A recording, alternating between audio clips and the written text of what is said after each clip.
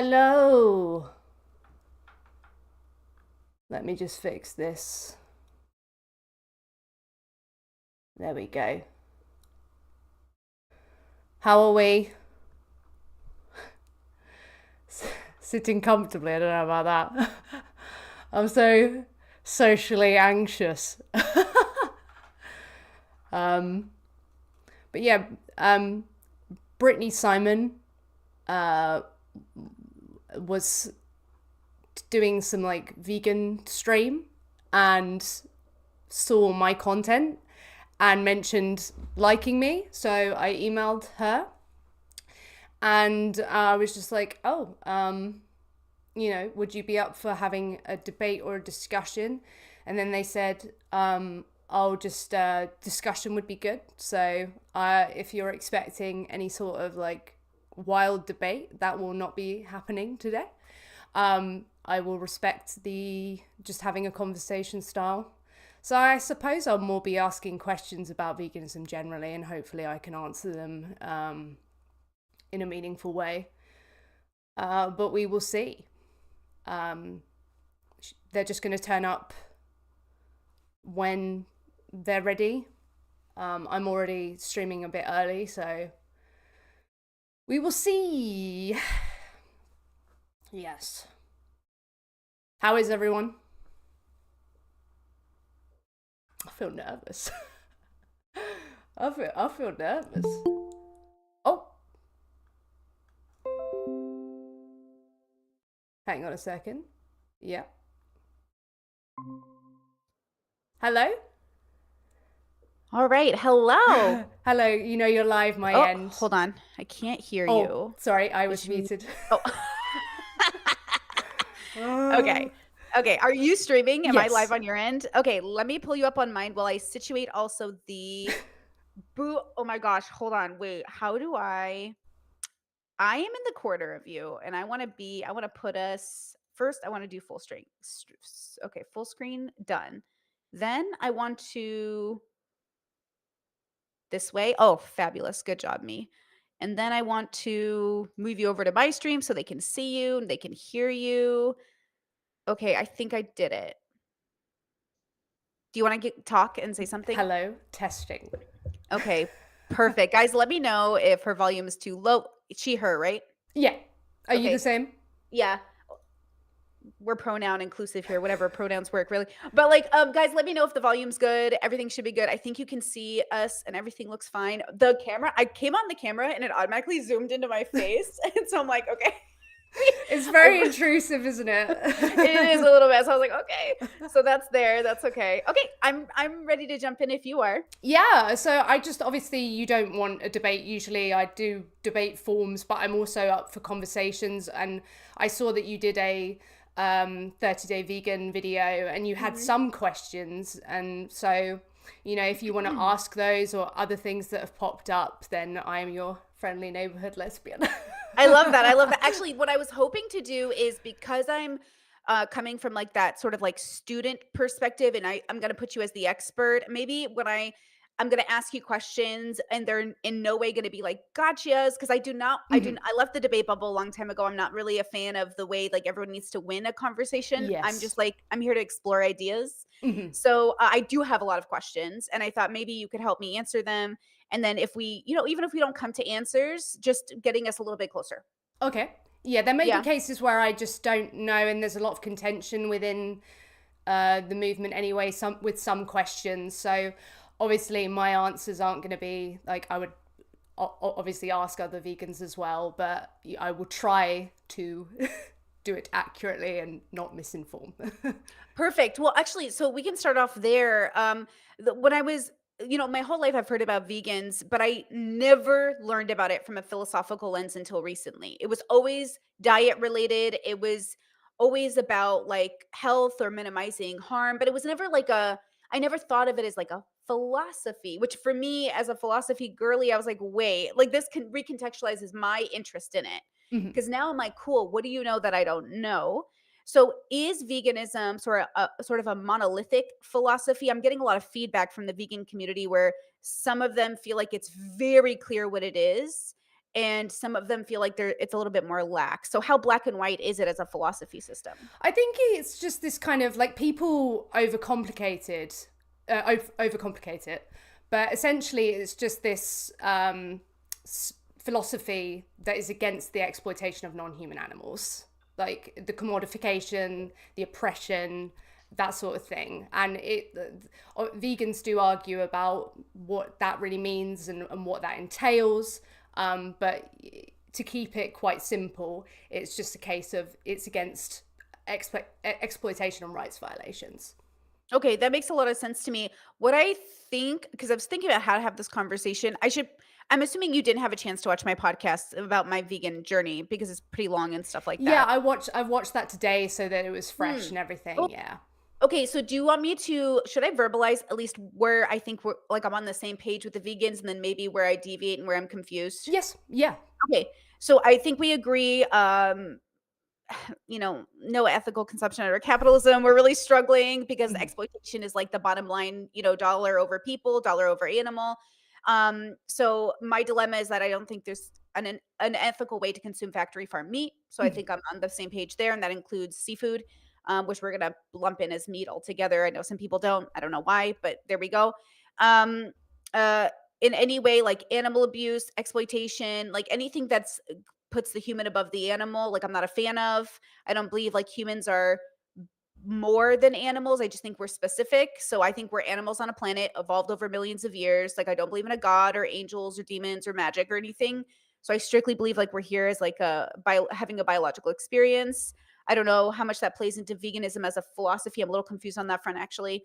Um and then I'm trying to think of like what else matter. Oh, I'm personally in my own personal life right now on a journey of like not going out of my way to buy like dairy or meat or any animal products. Though on occasion, like I might be tempted for a croissant, which then we can ask that conversation about what does that mean in Mhm. relation to veganism.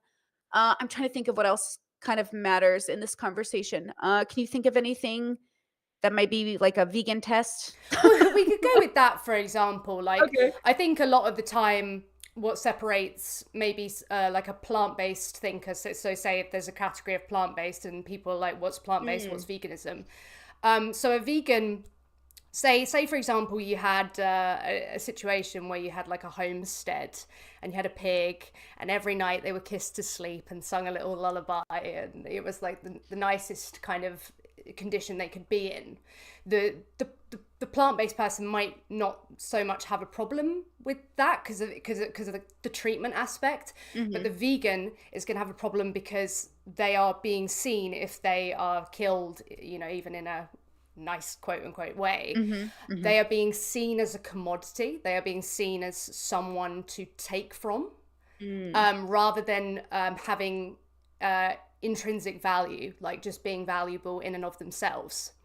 So it's that's where the deviation might be. Like, say, because people might see it as black and white, but see if you've got the vegan lens, like having a croissant, knowing that it might have egg in it, for example. Mhm. um, there would be a kind of, I'm not like just a general avoidance for that, not seeing it as food because of the exploitation that was entailed in it. So that might be where the deviation lies, because you talked about factory farming. Yeah. I don't know how you'd feel in that scenario with the Yeah. pig lullaby, but yeah. Yeah. No, actually, now that you said it out loud that way, so basically animals aren't products. No, they aren't ours to They're use. not Yeah. products. Yeah. They're okay, so I like what that sounds like. So Hmm. my brain goes, "Yeah, animals aren't products." Like, that makes sense to me. The problem, and I'm sure you guys, you've heard this and the vegan community's heard this a billion times. I think I run the dilemma of, because I believe I'm an evolved animal and a biological creature, I believe there are like, and this is where my philosophy, special interest falls into, is like I even created a philosophy about like the levels of depth you can have with your biological experience. Okay. And so I have a theory that maybe it's in the works, that maybe at the quote highest level, which is not meant to be hierarchical, but for the sake of language, you would be a vegan. But maybe not in the way that the construct is explaining it to me. Instead of being sort of anti your nature, it would be within your higher nature not to need to consume animals, but not outside of your higher nature to run into the issue where you might have to. And so that's where I deviate. That's where my brain sort of like stops. because if people kept telling me in my comment section, like, Brittany, going 30 days vegan is like saying I'm 30 days not racist. And I was like, Mhm. but where's the justification for ever being racist? Where's the justification for ever like doing harm to others versus like with animals? I feel like there's got to be a situation for justification, though rare. I think, is this where you were getting at, where you were like, oh, I don't think what stops me from consuming the flesh of animals is because I know in a survival situation I would Right. need. I would say put it in the, if it's ever confusing, like put it in the human context, because you Hmm. saw no, I think you said you saw no morally significant difference between them Mm. and us. In a survival situation, I might consume a squirrel and it would still be wrong to do. But in a survival Mm. situation, or like a self-defense situation, I Sure. could be anti-murder, but someone could come into my house trying to kill me, Sure. and I kill them. I'm still anti-murder. Like, Right. Right. you know, Right. obviously that isn't an act of murder under lawful definition, but I'm still I can still be anti-violence Right. while, Right. you know, conducting that. So even in the human context, you wouldn't, there might, there might be a justification to be sexist in a moment. Like, say for example, there's a fire and two people are stuck under a rock. You might be sexist in a way and be like, oh, there's a woman there, so she's Mm. probably not strong, so I'll help her and not the man. Sure. So there might be some weird kind of hypothetical you can make where you could be that way, but Hmm. yeah, Hmm. even if you could, it would stand that in that situation that you're actually in, the justification isn't there. Does that make sense? Yeah, no, it does. Okay, so because I have an allowance when we talk about ethics and morals on my channel, I have like survival rules and living rules. So like in survival mode, I think there's a lot of justification for like lying as an example, lying out of survival. Hmm. But then in living mode, like why are we lying? Like what do we need to lie about when we're in a privileged position, when Hmm. we're allowed like or even stealing food in a survival situation, like stealing food when you're living and you have the means, like, hey, now we have like a problem, right? Like something's wrong. Hmm. So is it kind of similar where like veganism in a privileged living situation makes sense? Veganism, if you're really in a survival mode, then we make exceptions because I don't believe in objective morality. I'm not sure if you do. I'm not an objectivist, I Okay, don't cool, think. cool, cool. Okay, great. So then is that what you're saying to me? Yeah, it's kind of confusing because is it the case that ethics go out the window as soon as you Mm, return to instinct? I don't know if that's mm, actually the case, but yeah, I think in a situation you still could be anti-violence and do sure. something violent. So yeah, it's kind of that sort of thing. But you know, you said in your video, in a position of privilege, you have more of a. I think. Sorry if I'm putting words in your mouth, but there was a segment about, you know, having this duty that, of course, if you have the privilege to do so, why wouldn't you? Hmm. You do less bad things, because Yeah. that's just what veganism is. You talked a lot about being less bad, and I agree. You're not doing anything virtuous by being vegan. You're just removing the stuff you were doing that was already wrong. Yeah, Um, yeah. Well, I think there's this has been a theme this month on the channel where I do think human beings have evolved in a way to allow themselves to automatically think they're like in the right. Like, and I think that's, great in some aspects, but obviously fails in so many others. And I think I'm trying to avoid continuing those like generational curses of assuming that I know what I'm doing just because I feel good about it. So that's why I'm even challenging this thought process in general. And that's why my audience is on this journey with me. Though some of them are vegan and brought me to your channel, it's like this idea is the idea is that I do think we could be less bad or we could harm reduce or we could do things to an extent. Obviously, I think everyone's limited by their biological experience and where they're at and how where they are in terms of their life journey, right? But yeah, it feels obvious to me that I want to embrace veganism, but then I'm still confused at the rules. And I don't know if it's okay. like my autistic brain or if it's the way that I'm getting feedback from the community. But when I hear things like no animals at any point for any reason, I'm Hmm. like, is that literal? Am I being too black and white? Like, is that literal? Like, never? Like, Well, what does that mean? if it helps, I'm seeking a diagnosis myself. So, Oh, and people who are neurodivergent, I have a lot of neurodivergent people in my chat. It seems that like one of the criteria is a sense of it, like injustice, like being completely against mm, that in the animal context. And yeah, it is a case of like, because there's no morally significant difference between humans and other animals that would justify it, it isn't okay to do that to a human. Of course it's the case that, yeah, it's going to be no animal exploitation. Like we need to come away from using them in testing. We need to come away from racing them and gambling on them. Like that's the thing, like veganism, there's Oh. so many when people say like veganism is a diet, it's a bit confusing, because obviously then that doesn't explain why we boycott greyhound racing, why we are Yeah. against animal testing. So yeah, it's all of it, and it's not to be like the accusation a lot of the time is, it's very black and white and therefore extreme. But it's like, well, what would be the justification to do it to one? You know, if it's not, for these trillions that it does so happen to be, it can't be okay for the one either.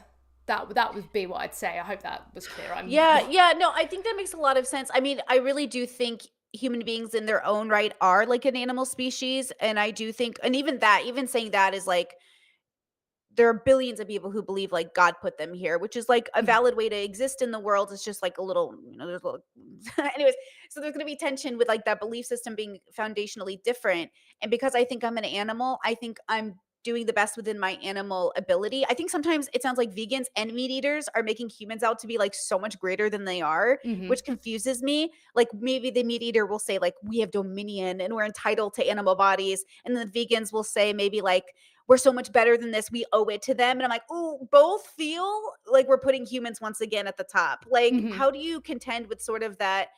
Like, how are we both animals and yet we're expected to do better? Is it because it's within our capabilities? Yeah, it's within. We are moral agents, so Mm, we expect better of ourselves. If we make a mistake, we have to not do that again. We mm, expect that of each other if they make an error. Um, and I would say that, I'm obviously going to be biased here, but I would say that the vegans don't put ourselves on a pedestal despite mm, being claim we are, because we are saying our sensory pleasure, our entertainment, our comfort, are needing to fit in with society. They are not more important than the literal rights, the negative rights of another sentient being. So I yeah. would say if that ever comes up, you vegans are on your high horse, it's just like, actually, no, like I don't think anymore. I did at one point, like, oh, it's sad that this chicken has to be killed because I want their leg. But now I think, no, I'm no better. Mm, But I want to say with the animal thing, we are just animals, but a lot of people will compare us to other animals in the behavior that they do and say that it's justified because they do it. But sure. there's so many things animals do that we don't want to bring back or encourage, that so yeah, we are animals, but we are moral agents. Mm, So we're not, we're working this out, and we're silly and we make terrible decisions and destroy everything. But at the same time, we can do better. We are capable, and I think we should be just striving for that. Is what I would mm. say. Yeah, I think that's interesting because I think the reason I I don't know that I believe all humans are having the same relationship with that moral agency or moral relationship. And so the dilemma we're going to have, right, is like I agree with you personally that I hope humanity strives forward, though I try not to make prescriptions on people because I do feel like it's like asking the bear to be different than its nature. I think if it's within your time to be better, you will. I Mm-hmm. think people are where they are because that's what they are capable of doing. Though I think you and I, funny enough, I do think our content offers people access to tools like your on the street interviews are really, really Oh, good, thank you. and you're really good at it. And I noticed that you are able to have conversations with people and they can hear you, and then you guys have those discussions, and for the most part it goes pretty okay from the ones that I've seen. Hmm. And it's one of those things where even when it gets a little, I saw a couple that got a little like woo, woo, what's going to happen, but it really honestly it's just people feeling defensive at the fact that they could be bad you Yes, know that's the thing. For all humans are very clever at defending themselves. mm, mm, mm. And, when all these people are engaging in a behavior that society deems acceptable, that your family are doing, and we like to, quantify good action with good person. So Mm, bad action with bad person. And these right. people all around us, they can't be bad people. So this action can't be bad, and let me have all these justifications. And when really, obviously I've learned a lot in the nearly 11 years being vegan, but Wow. my fundamental views on animals didn't really have to change all that much. And I don't, Mm, it's rare that I meet a person who I think is being honest with me and says, I actually really don't care what happens to animals, I want to exploit them, I enjoy exploiting them. Like, it's not really like something that people think. Obviously there are going to be a few people who might lack moral agency to a degree, who sure. might not experience the world, as we were saying, the same way and view animals that way. But for the most part, I think you can get people on board with this, that animals are not ours to take from. Mm-hmm. Okay. Yeah. I I agree. See, I like the way that sounds. I really like it. I think my brain wants to put things into practice and then think like, okay, how does that work for all people? Is there an allowment? And this is why I think I'm very weird about like labels or constructs, and I'm good with a construct. I love a Hmm. label. I just want to make sure that if I'm, especially as a public figure, ever identifying with a construct or a label, that I Hmm. understand the rules of the label.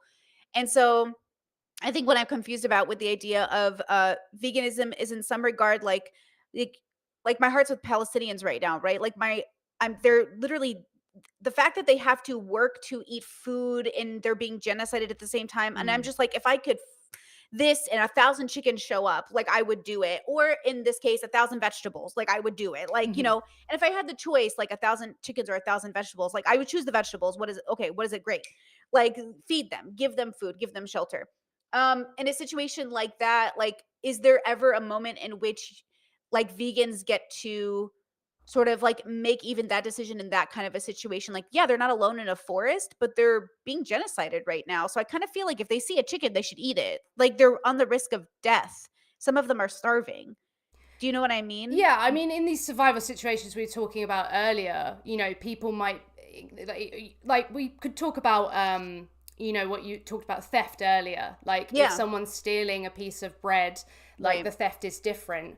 But I suppose the issue we run into when we're asked this question is we kind of forget like what the chicken might want in that instance. Sure. Do you know what I mean? So it's Yeah. like, if there's no morally significant difference, like, do I just like feed an individual to another individual? Like, I wouldn't want to make that decision. Like Mm, for me, my brain is like, hang on. sure, sure. Yeah. So, but obviously, I can understand in survival situations what people do is different. And it is different, and it may still be deemed immoral. But yeah, if you're on a desert island or something like that, you may eat a human being, and it's still going to be wrong. But you know, Yeah, like, if I think, like, you're deserted, I don't think you should kill another human to eat it, but if it mhm. dies, then I feel like that makes sense. You did If you mention think that in it your g video, yeah, yeah. like, that could make sense to me, but that's because I acknowledge that I'm a human and the f I need other humans to have the investment of keeping other humans alive to some extent, because I'm also pro-choice and I believe in assisted suicide, like, Hmm. within reason. So, like, I'm a big fan of, like, people can live and die how they want. And I don't believe in objective moral. So then my brain allows me to kind of play with this adaptability to the scenario. Like I could identify as vegan very easily as long as we allow instances for these survival situations within that definition of veganism. Well, Well, have then you, I'm, yeah. the vegan society definition says as far as practicable and possible, and it makes for these probable instances for Mm, people like yourself who need that kind of like construct and how that would fit yeah. into every kind of scenario. And so, with that kind of definition, that probably makes leeway for that. There Okay. are other definitions that are put forward that, it confuses me which one I ought to follow. But I go down the kind of exploitation route. And yeah, there may be situations like sitting on leather seats or something like that that you Yeah, can't sure. avoid, on a bus or something like that. There may be those things. But a vegan practicing should be avoiding that, Okay. that's kind of what that is. It's just like you can follow a principle of anti-murder, Mhm, and mhm. but unfortunately there are places in the world where people kill each other because it may be desperate. You don't know all the situations that people might be in, but you can still follow the anti-murder principle and not do it yourself in the privileged position. Do you know what I mean? Yeah, for sure. And obviously, I do think if you kill someone or anything, or any living creature, you should mourn the death of that life. That in some way pay respect to the death of that life, and like understand we will all die. So I believe in some like and It's I've a had bit of this. spirituality there, sort of Yeah, it thing. is. Like, Yeah. I kind of think that because we are moral agents and we have the ability to ponder, we have the ability to give thanks. Hmm. And so it's like, or pay homage in some way to like the people that have come and gone. Like I live in Europe, and one of the cool things about being here as an American is like there are like Roman ruins. And like when I look at these walls and I think of how many thousands and millions of lives have passed by these walls, and I think about like who built them, there's a part of me that's like, wow, like we really are just like living history. And I try to think the same way about animals. Like I look at fossils and I see things and I see evidence of, and I'm thinking to myself, wow, like these creatures really lived here. They were here. So I'm all about that relationship with sort of being a part of the ecosystem, because I do think in that sense, there's no difference between us. Hmm. So in that sense, we're all biological creatures. But because we're animals, I don't, in the same way that I don't think there's a difference between us, I don't think we're the same either. Yeah. In the same way that a flea isn't the same as a ant isn't the same as a bear. Yeah. Like, I don't fault the bear.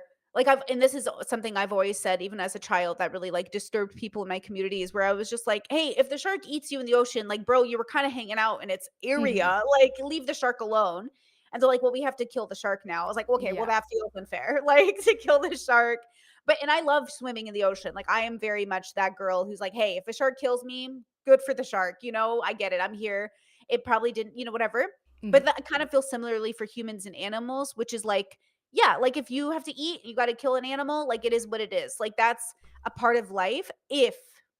And then it becomes, well, if what is needed look like, and if we don't have to do it, like I don't know if I give the animal the same moral agency as us. And Yeah. therefore, I don't it's hard for me to like I've eaten insects, I've eaten meat, I've eaten like so many different things in my life. It's hard for me to give them the same as myself, and yet I can see how there could be a symbiosis between us that could make it so we're in harmony at least. Like I Yeah. have a question, but I'd like to hear your thoughts. You said it yourself. Like, uh, for me, I think there's this kind of veil that I put over everything when it comes to like animals. When I go to these vigils and I see these animals before they go to be gassed, Mm, I have eaten them. And I haven't eaten a human, I haven't eaten a dog, so there may be this extra kind of visceral discomfort because I mm, haven't done that, but there's no difference to the victim. mm. Like, so I think it's have you heard vegans talk about making the connection? No, I don't think so. Okay, it's I don't think it really happened for me until maybe 5 years into really like being vegan, but I got through veganism through just seeing the dairy industry and realizing, okay, this animal cruelty isn't just something that happens elsewhere, it happens here. And then I Mm, made the connection and realized it's not about cruelty, it's about using them in the first place and seeing them as, again, the whole someone to take from. And I could say it all day, that they're not ours to use, but there is this, it's like a light bulb moment. It was like when I realized I was gay. mm, It's like, oh my god, what society told me I should expect, completely different. And it's like a switch of like, oh, they are literally like, I shouldn't even consider taking from them, like using them. mm. Like, it would be a last resort. Like, I wouldn't dare think to kill a human. Like, that's out of the question. Yeah. So it was the same for I tangented. I'm sorry, but No, I no, no, hope no, no. I. That's really good actually, because okay, here on this channel, we call it a bubble pop when we have a perception change that radically moves us in a different direction, because we're like, oh, shoot. Okay, wait, now I can't go back to thinking how I used to. Yeah. Now I can only think this way.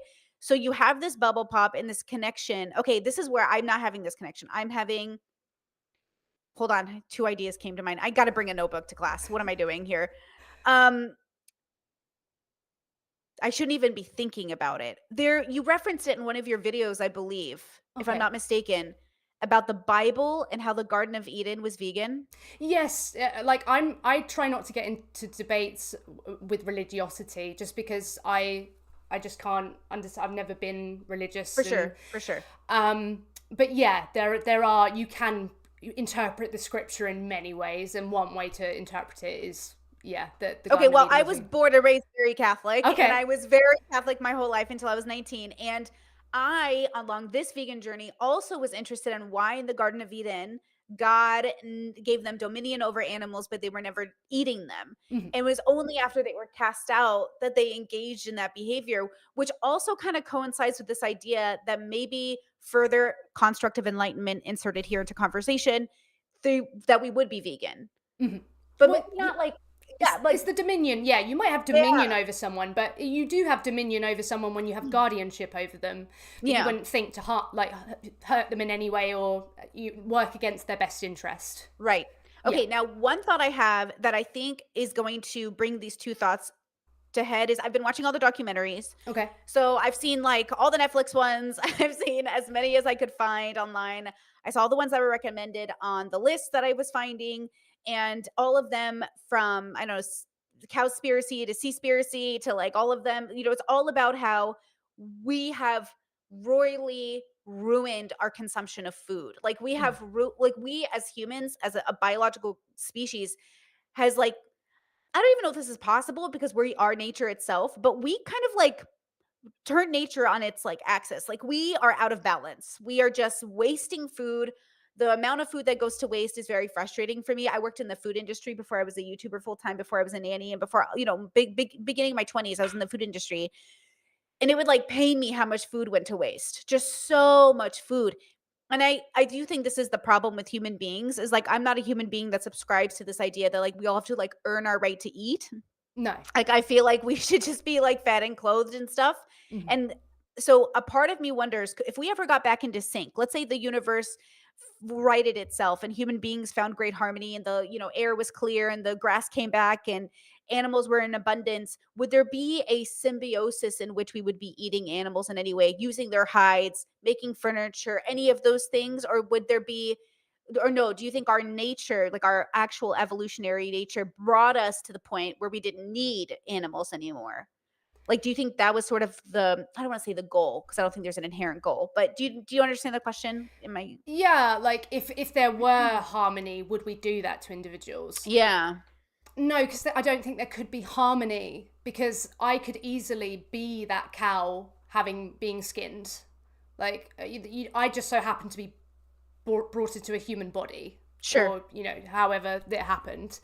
So it's not wouldn't be harmonious for the cow in that instance. So I would say Mm. that couldn't be harmony. But I think what happened was we settled in areas, and then we just realized we could domesticate and selectively breed animals to have attributes that we're looking for, like overproducing their wool, overproducing Mhm. eggs, overproducing milk, and we Mm. realized that we could do that, and then we could sell that. So I think Yeah. it just kind of fell into place in that way. But yeah, I just can't see harmony if animals are being exploited. Okay. Okay. I think I probably also take a little bit of more of a constructed spiritual lens in a sense where I think like every rock, tree, and creature has a life, as a spirit has a name. Like I do kind of think like plants are living creatures with like some level of conscientiousness, which is like subjective to the perception of our brains. I understand that. And so a part of me wouldn't be surprised if in 100 years they're like, oh, animals are, or like plants are judging us. I'd be like, okay, well, that makes sense. Like I'm judging them. We're judging each other. I don't know that we aren't all just living. Like I kind of wonder what that means to be alive and to face ourselves and have to realize like we are living creatures at the end of the day and Hmm. we are consuming living creatures, Hmm. but harm reducing that consumption would be key. And I could see why you would go vegan then, because even if plants have a conscientiousness or like are alive in some aspect, which we know they are, eating not animals and just eating plants would still be a level of harm reduction, right? Yeah, in that instance, it would still be, yeah, yeah. And it say if they were sentient and we understood them Mhm. to be, Mhm. then we would have to move on to like, like lab created Ah, foods. sure, It sure, would sure, be sure. like I think Star Trek, where Star Trek's vegan, where they Yeah, that just makes sense. generate this food. But yeah, I get into arguments with people a lot about plants like sentience. Now they are living, but we understand them not to be sentient, and I suppose biologically Mm. it wouldn't make sense for them to be sentient because they can't actually escape or do very much. So I wouldn't be shocked, but I also would be shocked, if that makes sense. Mhm. But yeah, as you say, even if it were, it's not kind of the silver bullet that the anti-vegans use. The with peace and love, the reason my podcast about that veganism journey wasn't even like with meat eaters in mind was because I just the argumentation is not interesting to me. I'm Mhm, interested in the vegans perspective because they're the ones who are actually trying mhm. something new and challenging the status quo and like actually thinking about what their actions mean. And so for me, that's much more important as an exploration. So can you jump into sentience with me then? Yes. Because I do definitely I'm not sure that I value sentience specifically over non-sentience, but can you explain that value to me as a vegan? So yeah, sentience, because the good and the bad can be done to an individual who is experiencing, who can perceive good and bad in the first place. So if someone is a someone and they're sentient, then you can do bad to them and harm them, and we see harm and hurting as bad, or taking their life from them as bad. Um, so in that instance, a lot of vegans value the sentience, because that's why, like, if I slam my table, that it's not sentient, it's not Sure. someone, so it doesn't matter. But it would matter if they were, a sentient being. Would Mm. probably be the best way to describe it. Yeah, that makes sense. And I think in that instance, let's say you're because I'm trying to relate it to this idea of what is hurt in that moment if you're destroying something like a table, it's you. You're the sentient being who's processing the ugliness within you. Like if you slam a table and Mhm. you're angry, you're out of sync with your emotions. There's something about that it makes sense to me. What I'm trying to aim for, what my work is predicated on, my work, what I'm trying to do, okay, is I am trying to solve what I'm trying to add 1 more % of knowledge, maybe 0.5% and more knowledge into this philosophical lens that we have available to us, which is like, what does it mean to exist? What does it mean to even be alive? Like, what does it mean? Not in this like, I don't want to make up a story in order to find the answers. I want to find the answers in order to understand the story. And so I wonder, how does veganism play into the story? Obviously, it would be incredible for the planet if we went vegan for like 20 years. Like if we just did it for like a few decades, we could fundamentally change Mhm. like so much for the positive for humanity, which is why it's like kind of interesting to me to watch human beings. I have this new theory that they're actually very bad at looking into the future. Mhm. Like we get told all the time, like we care about the future, we care about our kids, we care about the, but nobody's really thinking about the future because the future kind of like we have solutions, Mhm. but they're not interested in them because I think they're afraid of wasting 30 years of their life not eating meat in order Mhm. to attain this like fix of climate change and all the pollution, you know? So how does that play sort of into your philosophy in terms of going on the street and talking to people? Are you making a prescription? Are you evangelizing in a sense for Yeah, veganism? I want everyone who can do these things, who's in this position to do it, like, Mm. absolutely. Like, I want to see everyone. I want to see a world where everyone is vegan, like, and no one even thinks to exploit an animal. So I am doing that. I'm making prescriptions, and it's, like, I'm also trying to have conversations, everything, but I'd be lying if I said I didn't have an ideal where they'd go, you know what, I'll go vegan. I'm gonna go get a vegan sandwich, and when I go to the I was gonna go bet on the horses, but I'm not gonna do that. Sure. So yeah, I am doing that. Mm, mm, mm, mm. You know, it's interesting. I'm not a fan of betting on animals or in Mhm. general betting at all. I think Oh. it's bad for everything, like Mhm. everybody. Like I'm not a fan of them. It's what I'm trying to figure out is what do vegans know that actually is universal. I'm using that very like loosely here. That could actually be better for us in general because I think every philosophical system has the answers, but it I doesn't have all the answers. So Yeah, I'm trying you to you mentioned that, and then I yeah. tangented. Um, I think like why I mean, I think it's been just a specific passion that I've, can't come away from despite even maybe wanting to. But I think it really is there is a root of all evil in exploiting animals. Mm, So think of all the justifications that people have used to exploit human beings. They're mm, not as smart. They're different. yeah. Yeah, their appearance is different. They I don't know. It's in our nature. Like all these things that we've said that have stopped progression. I mean, surgery was even something that people were like, no, we can't do that because that's unnatural. Right. So we could have potentially stopped, like, not bothered with enacting surgery on people because it was playing God, like, or yeah, was Yeah. unnatural. So all these arguments we use and exploiting them, I think is the same justifications that lead to all exploitation. So it's not necessarily, oh, it has all the answers, but there are a lot of flaws that surface and you see elsewhere. Um, like you would see in homophobia. Apparently, it's Mm. not natural, but I mean, it is natural. Like it's seen in many species.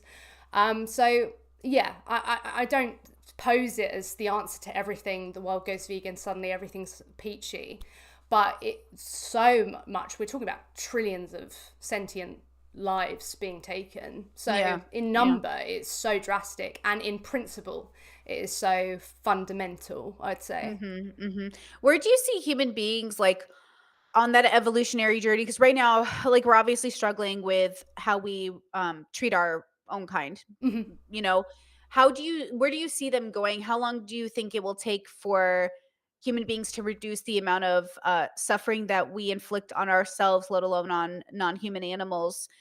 We're getting better on the macro, right? I think that's obvious. Like, but on the micro, right now, we're just like in a very two steps back Mhm. headache of a situation. But as we move forward, which we will, I do think first of all, plant-based eating, vegan eating is up. It is Mhm. coming. It is here. The question is like how do we go plant-based or vegan without also exploiting human beings in the process? Like with cashew farming and stuff like that. Like how do we do that with coffee and stuff like that? What is your future look like? What is your hope for it, I guess? Yeah. So I think an interesting book for you, if you haven't read Mm, it, would be Humankind: A Hopeful History by Rugta Bregman. About the fundamental good in people, and whether or not we can see that. I'm you talked about being bad at predicting the future. I'm terrible at it. If I can't conceptualize it very well. mm, But there shouldn't be exploitation that follows from not exploiting. I don't think it's a case of, oh, because we can't exploit you, we have to exploit you. right. Yeah, I'm trying to think of a situation where that would be. But obviously, like, if someone's anti-exploitation, it would make sense that they're going to be anti-exploitation in the human animal context. And those are systems that are very difficult for me to delve into because I can't conceptualize the alternative. But Mm, for some reason, when it comes to veganism, it's a bit simpler to me because it's just don't exploit them, like, and leave them be, and only mm. intervene if it's for their best interest. But obviously with the human context, there's all this like capitalism and jobs and all this stuff that is like, okay, how do I deal with the solution to that, and would that actually look better? So I'm trying to be helpful. Yeah, But yeah. Do vegans kind of struggle with human exploitation? Like, do they? Because I wondered, as I was like reading up on cashews, every vegan loves cashews, and I love cashews. Mhm. But my partner and I recently took cashews out of our purchasing item because of the exploitation of the women in those industries. And I was like, look, we can't do it with everything, but we can do it with who needs cashews? We don't need those. Like, that's not a need in Mhm. our life, so we can do it easily. And so we've been thinking about ways to do that. And I'm on, this journey with veganism, so it's not about being perfect. Like I want to make it abundantly clear. I don't believe in perfection. And any philosophy that prescribes a perfection aspect, like I I just I wish, but I can't. It's too stressful and it's not real life, even if I'm doing it. Hmm. Even if I'm doing it perfectly, I could never ask somebody else to do it perfectly. I cannot ask people to do what I'm capable of. Hmm. I find that I'm only capable of it because I'm here at this point in my life. Hmm. You know, if you had asked me 10 years ago, first of all, if you had asked me 10 years ago, I never would have even fathomed veganism, except that I thought it was cool Hmm. because I was like dating vegans and I was like, this is kind of cool. But like, that that's not the reason to go vegan, right? Hmm. So, yeah, is there a discrepancy, I guess, with vegan activism in terms of the focusing on exploitation of humans? I know it's not your focus, Yes. but how does that play a role in the community? Because then it is then considered, because obviously if principally you're anti-exploitation, it's probably going to be the case that you're going to be anti-exploitation in these practices. I guess the difference is, like, I don't eat cashews really myself, Mm, but I don't know too much about the industry. I know the chemicals, if not wearing correct PPE, right, right, can. right. So let's say it's baked into the cake of using animals that you're gonna, like, for their bodies and secretions for testing. It entails a rights violation, like that's going to happen. But in the context of like cashew farming, is it the case that that can be done without violating someone's, like, Okay, so that's where it's separate, like in a right. sense it's not baked into the cake, but it might be the bad practices, that are causing bad things Mm, to happen, if that makes sense, and yeah, that might be the fault of like the the industry or something like that. But that's why veganism isn't just about like the factory farms and everything like that, because obviously in the factory farms cruel things happen, but it's going to be exploitative and harmful to sure. use these animals in that way Yeah, yeah, anyway, yeah. even in a small farm. So that's why it's kind of, there's a Because the separation. animals will end up dead, right? The animals will end up dead basically in every case, but say if you could perpetually keep them alive, like like sows, like mother pigs, for they live for quite a while until they Sure. can no longer get pregnant. They're not they might just die, they might not even be killed, but even if they didn't get killed, they've been exploited. And obviously cruel things are happening within that, but they are being exploited for, it's like Does, breeding, dogs, for example. right. Which, I'm not a fan of. Okay, so does this relate to veganism against vegetarianism when vegetarians say like, can we non-exploit eggs and milk? Like, isn't there a way to not make it exploitative? Like, how does that work in the vegan bubble? Because I know that it's just not a thing, right? Yeah, so it wouldn't be a thing because you're still seeing them as like, Things that produce for you. yeah, they're still like, I don't think when someone has a period that I can use their period and just take it. I don't know what you want with it, I but don't want to yeah. take this. I, Yeah, I, I yeah, want this. It's mine now. sure. So, the best thing to do in that case, if you rescue chickens, is to feed them the eggs back, because they actually expel a lot of their nutrients, because again, we've selectively bred them, seen them as Right. commodities to overproduce. So yeah, it's the non-vegan lens. You talked a lot about in your videos, like trying to become less bad, and I didn't see your video, but I saw a title of a video saying, why Mm. is it so hard to be good? Yeah, And yeah, I yeah. was thinking you're probably going to go with the route, you might not have, but of like, because it's set up quite badly. Mm. That's the problem. It is set up badly, where we are brought up to think, oh, we can use them, we can stroke the dog because we want to, even if they're uncomfortable. We do it with people. Give me a hug. Yeah. I don't want a hug. Right. And like I that took me a long time to realize, and I think being vegan has helped me slowly realize, actually, the autonomy of the individual, it means more to them than my comfort or my pleasure. So even seeing them as like someone, Yeah. it can boil down to very like seemingly benign things, even in the human context, like just valuing your partner because they have given so much of their autonomy in a way to you in a romantic setting. So you value their time more. You're more appreciative of them. That kind of lens. Just seeing them, as individuals is what I'd say. Yeah, it's so funny. There's a part of my brain that understands you're explaining like a real perception switch, and I think if anyone had had it, they would've it would have been enough to, like, go vegan. It would have made a lot more embodied sense. I'm not having an embodied experience, I'm having a very logical experience, and I usually wait till I have the embodied one as well, Mhm. because I wanna feel like I made the choice because I knew it was right in every aspect versus just, like, logic. I think logic is scary to me 'cause sometimes we logic our ways into really bad solutions, Yes. and I don't wanna do that either, Mhm. but it's weird to look at. This is gonna sound so silly, but I was watching some blue cheese videos yesterday, and I was like, "Man, blue cheese is great." And I was, like, thinking about cheese and how much I know cheese is always the last thing to go for people, and I was like, "Man, it's so great." But then why does this thing that is so great, like, how could it be so bad? I feel like Little Mermaid, where I was like, "How could this world that creates such beautiful things be bad?" But we know it is. Mhm. And that's sort of the irony of being a person is like we are both at the same time. We are these amazing creatures who have created so much bad, Mhm. but the good we've even created, like even these computer systems, like they didn't come at the without the expense of people, Mhm. you know? And so we participate in that in reality. Like I always say if AFAB people or fem people or whatever were in charge of the world, like we'd probably still be in huts, but not because we couldn't build skyscrapers, but because we'd be vibing with nature, bros. Like, what do I need to live in at the 50th floor of a building for? Like, what do I need to live up there for? But then I think like men or AMAB people, they like, I don't know, they're having like a different biological experience to some extent, like in a different way.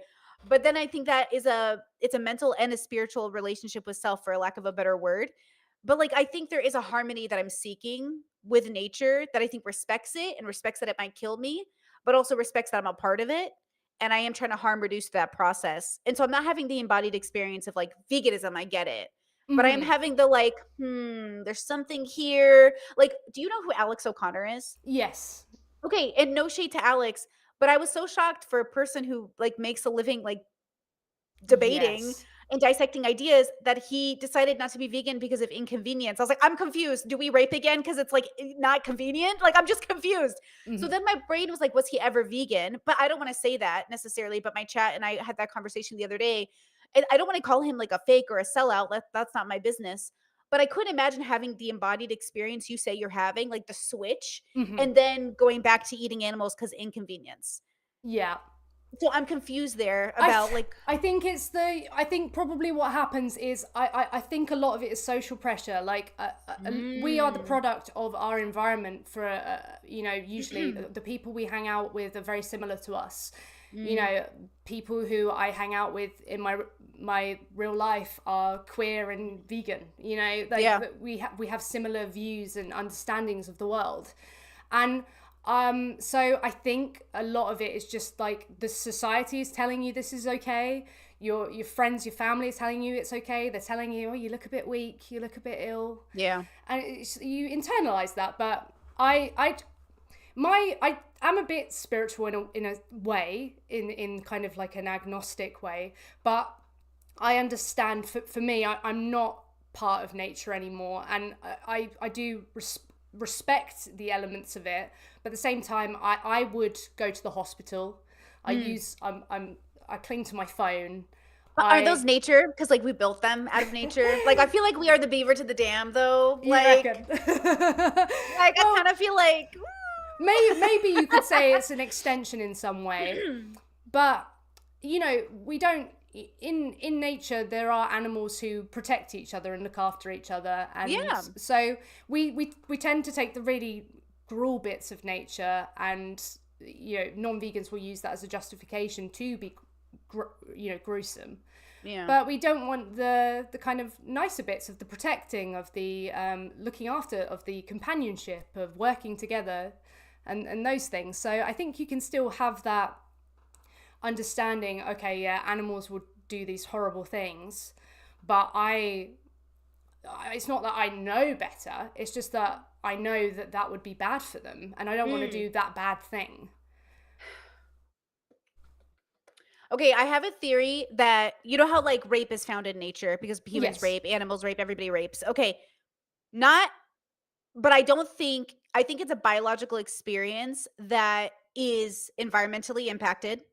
It's also normalized in a sense, so, like, people won't qualify, like, X as sexual assault because X doesn't come under category Hmm. of construct, but in every description is sexual assault, right? Mm-hmm. So like it's interesting that when we're having a perception difference, can change the way we look at consent. Yes. And I know consent is really the conversation that we're having, and I really think consent is like a huge value of mine. So I'm trying to think of like the consent element in relation to this, and how when we think about eradicating rape from social culture, it has to be a social culture. Mm-hmm. Because I do think human beings are like little biological creatures, and given to their environments might not know not to rape. Like I don't think it's known to us.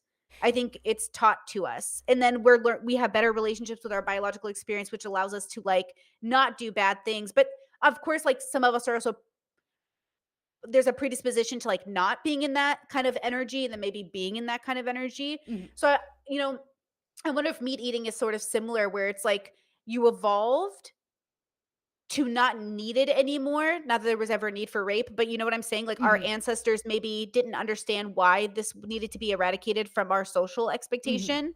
And we're still working on it. Mm-hmm. Like it's not even here yet.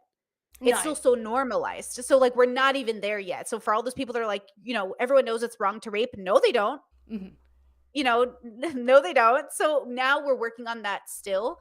And I wonder if it's just like where we are in the timeline. And I wonder if veganism is similar.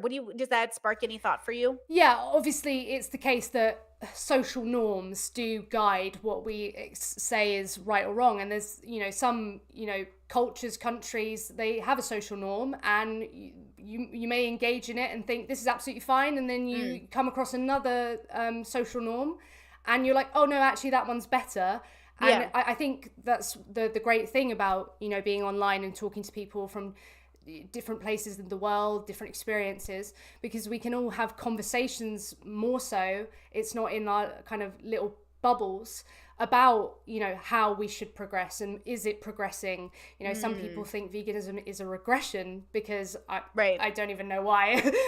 Yeah. But yeah, I think we are in this moment right now where we are just trying to get people to understand that animals, we need to like deprogram in a way that animals are ours to use. We have the dominion over them to do what we want with them. Sure. So I think we're in that, and then we'll have more and more people who acknowledge that, who practice that as a result, and really understand that, and then we can change the laws. You don't need everyone doing it. You just need a vocal, passionate, Right. strong group to do that. That's very true. That is very true, actually. Okay. I think in this moment, I'm having like this. First of all, this is a fabulous conversation. I'm really enjoying it. Thank you for being here.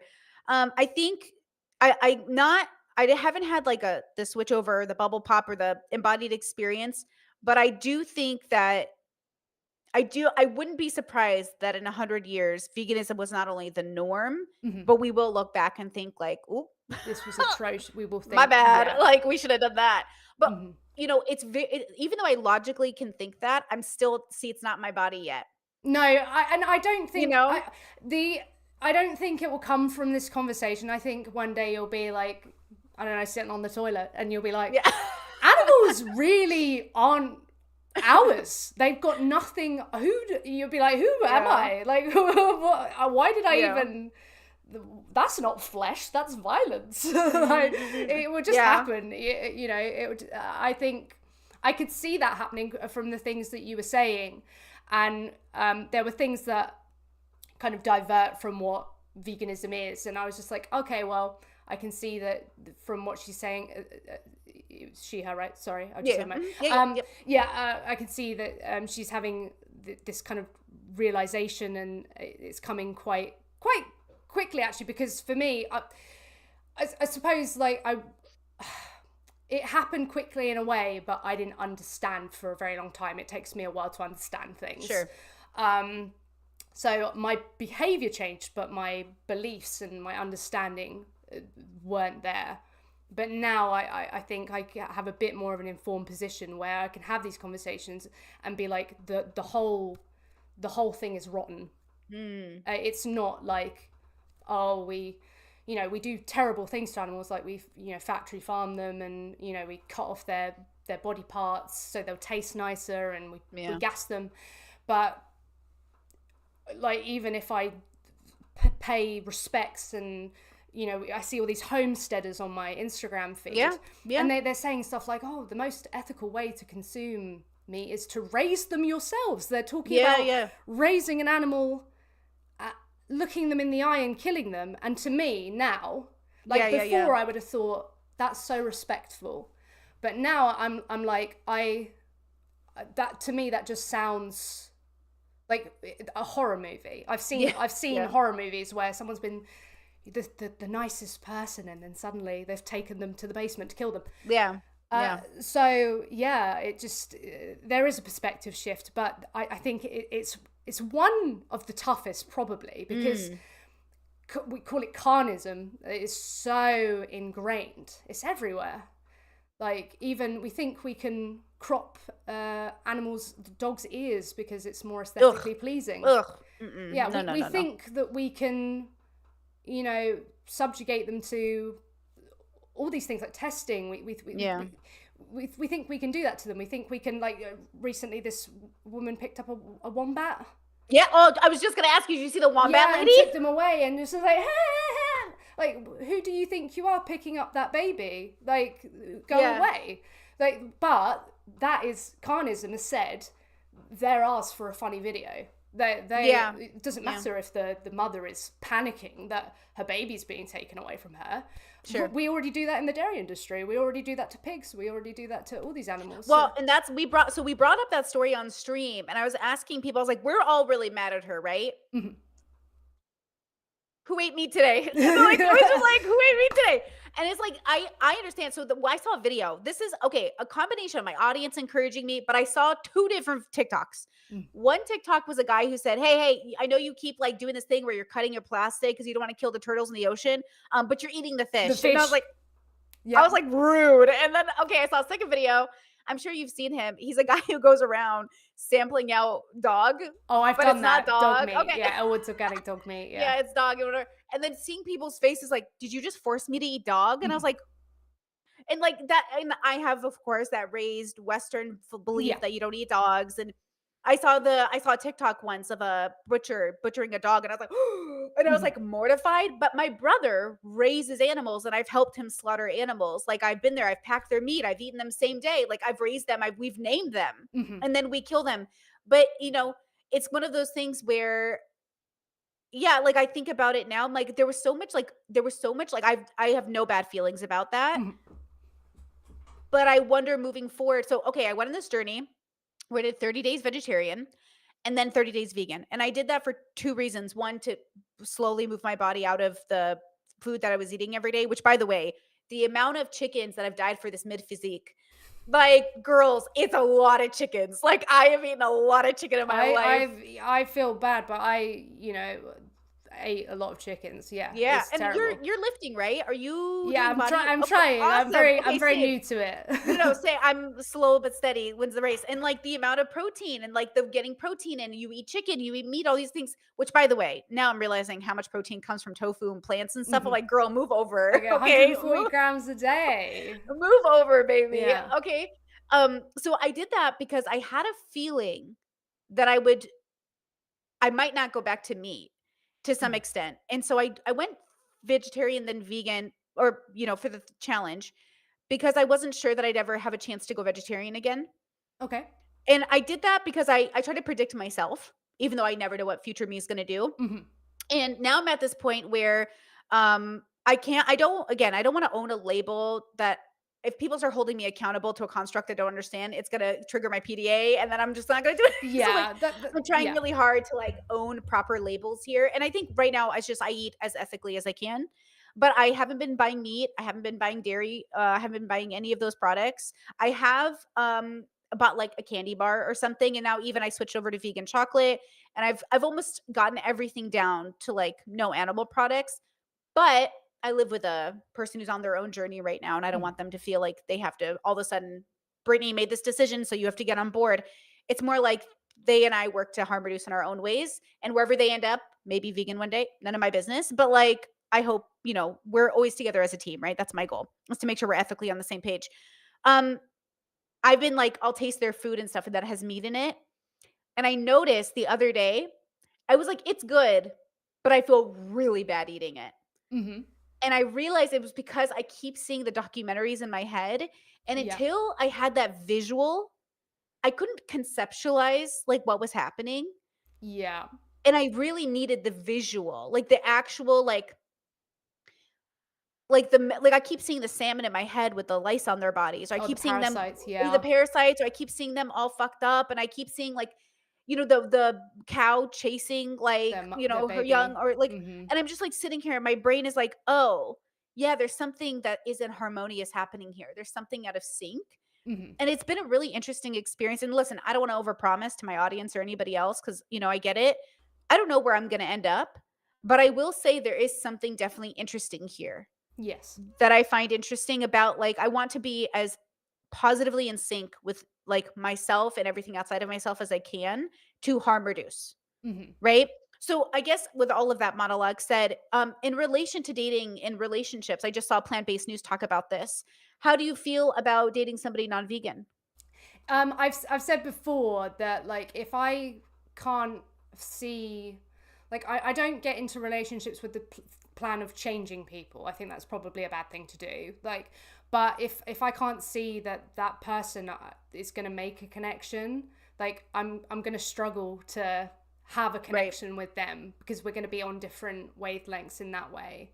right, So obviously you're not obligated to date anyone, and some people see it as a good way to expose an individual to veganism itself, and your partner's going to do what they're going to do. But for me, if I know that they're doing that and there's right, no onus to learn, there's no onus to stop or consider the animals, right. not for me. But Right, right, right. Makes sense. I think that makes yeah, total sense. yeah. Like, I know my partner and I, will be married 2 years in August, and, like, we started off on a basic requirement of values, like a basic belief in harm reduction, and something that I don't think a lot of marriages probably have, or relationships have, which is, like, an intention to grow. Hmm. So we have to make a concerted effort to be more introspective and extrospective. So they're on their own journey. I don't want to speak for them, but they're very, like, supportive, open-minded, working on their own level of harm reduction. And what's cool about the process is knowing that there is actual data to impact our relationship with these things. Hmm. Like, this isn't just a matter of, like, changing people's minds to me. It's a matter of, where does the data take us? Yes. And so the data that's coming out, though it's limited, is showing, like, an incredible reason to go vegan, like, from a health perspective, a planet perspective, an animal perspective. Why do vegans of why do the reaction I'm getting from vegans, why do they discourage focusing on the environmental versus the animal? Like, why do they, cuz I feel like Hmm. I'm just like, my brain's like, how do I get people to, like, be chill? And I'm like, okay, guys, it's literally a benefit to humans to go So vegan. Like, I would say what you'd say is plant based for the environment because that's the diet. But the thing mm, is, it would be like saying anti sexist for the environment. It doesn't make sense because there might be a reason, like a good outcome okay, of so that philosophy. veganism, yeah, Yeah, veganism is specifically about about animal. animals. Do you know this is the first time in my whole life I've ever heard this? Do you understand? I've dated vegans, and it was never about the animals. Like, this is so new for me. This is a bubble pop. Yeah, Like, I'm like, yeah, yeah. "What?" We're about. Literally, I'm so shocked. So yeah, Okay. as you said, this is what I mean about making the connection because we say these things, we repeat these things because people are Yeah. saying them, but we don't internalize them. You said in your video it's a philosophy, so you would know as a like it's a philosophy. So of course, in the environmental health ramifications, Yeah. they don't. What's the environmental health ramification for not greyhound racing or not, not horse racing, not Yeah, animal yeah, yeah. testing. So it's what we'd call like a category error. I love that. Yeah. So you Yeah. say being a plant based person, eating plant based diet. Yeah, absolutely. The environmental benefits, and it seems the health benefits as well. The things that you avoid by not consuming these carcinogens, and yeah, Yeah. absolutely. But the reason I focus on the animals and the animals only is like I did an article recently, and I said 7 reasons to go vegan, and the first one was the one the only one you need is the animals. That's it. But of course, there are these, positive benefits to doing the better thing of leaving animals be. And yeah. Yeah. Okay, yeah, that's I think my brain's not quite there yet, but yet I can see yeah, that's gonna be a new way for me to have the conversations with people too. Because my whole life, like the bubble I came from, the people that I was around, even living in Seattle, which was so progressive. I ate so much vegan when I lived in Seattle. Oh my gosh. But all of them was always about vegan food. Why Yeah, did that's the nobody problem. ever talk about animals? I think there's been like a kind of, because food is so largely part of our day-to-day process, I think people have thought, okay, well, it would be helpful to talk about the food because it's just every single day a choice to make, sort of thing. But unfortunately, people don't realize just the extent of how animals are used. Like, Yeah, they're used in definitely. every industry, at every aspect. um like that's what was a planting a seed for me when I was younger, was learning about bear biling. Extracting, putting bears in cages and extracting bile from their abdomen, I can't say that word, Mhm. to use the bile as medicine. And so that's Oh. why I thought, oh my goodness, this cruelty, it's so horrible. It happens somewhere, not here though. Mm. And then, yes, the realizing that the animal oppression is just happening everywhere. It's happening. I'm doing it. I'm thinking it. I'm perpetuating it. Mm. Um, yeah, that. Can you can you talk more about animal testing? Like, because even when as a teenager, I made an effort to always like check my shampoo bottles and be like, Mhm. not tested on animals. But then I'd hang out at my mom and dad's house every weekend for a barbecue. So, Yes. like, could you talk about that about medicine and how do you think we will find ways? Ooh, but like food is medicine. So maybe the hope, because honestly, I have fibromyalgia and taking dairy out of my diet has like has like changed my relationship with health. So, how does that look? How do you tell people that are chronically ill and sick these medications that might save you if they're tested on animals? Well, obviously, if it's saving your life, like we talk about the definition again with the possible and practicable, Oh. like Mm. I'm not going to tell someone to die, like to, Mm. like I want to read something that my friend who's chronically ill, they've done something that I'm doing an article on, and they have EDS, POTS, and MECFS, and they're kind of how they became vegan, and Mm. yeah, and OCD. Um, but yeah, with animal testing, vivisection, my understanding and is that animals are just used because they're cheap and they're easy to, like they use beagles, for example, and Oh, pigs and mice yeah. because they are easy to use, they're cheap, Wow. and especially with beagles, they're like very forgiving, so you can hurt them Oh. again and again and again, and they will. And I don't think in scientific research, again, I might be wrong, but I don't think it's the quality of the data, it's the quantity. So if you can buy 30 mice to experiment on them, it's and the problem is, if we're not seeing animals as these individuals who have intrinsic value, why wouldn't you test on mice? Sure. Sure. So that it's kind of like these things happen as a result of seeing them as something, not someone.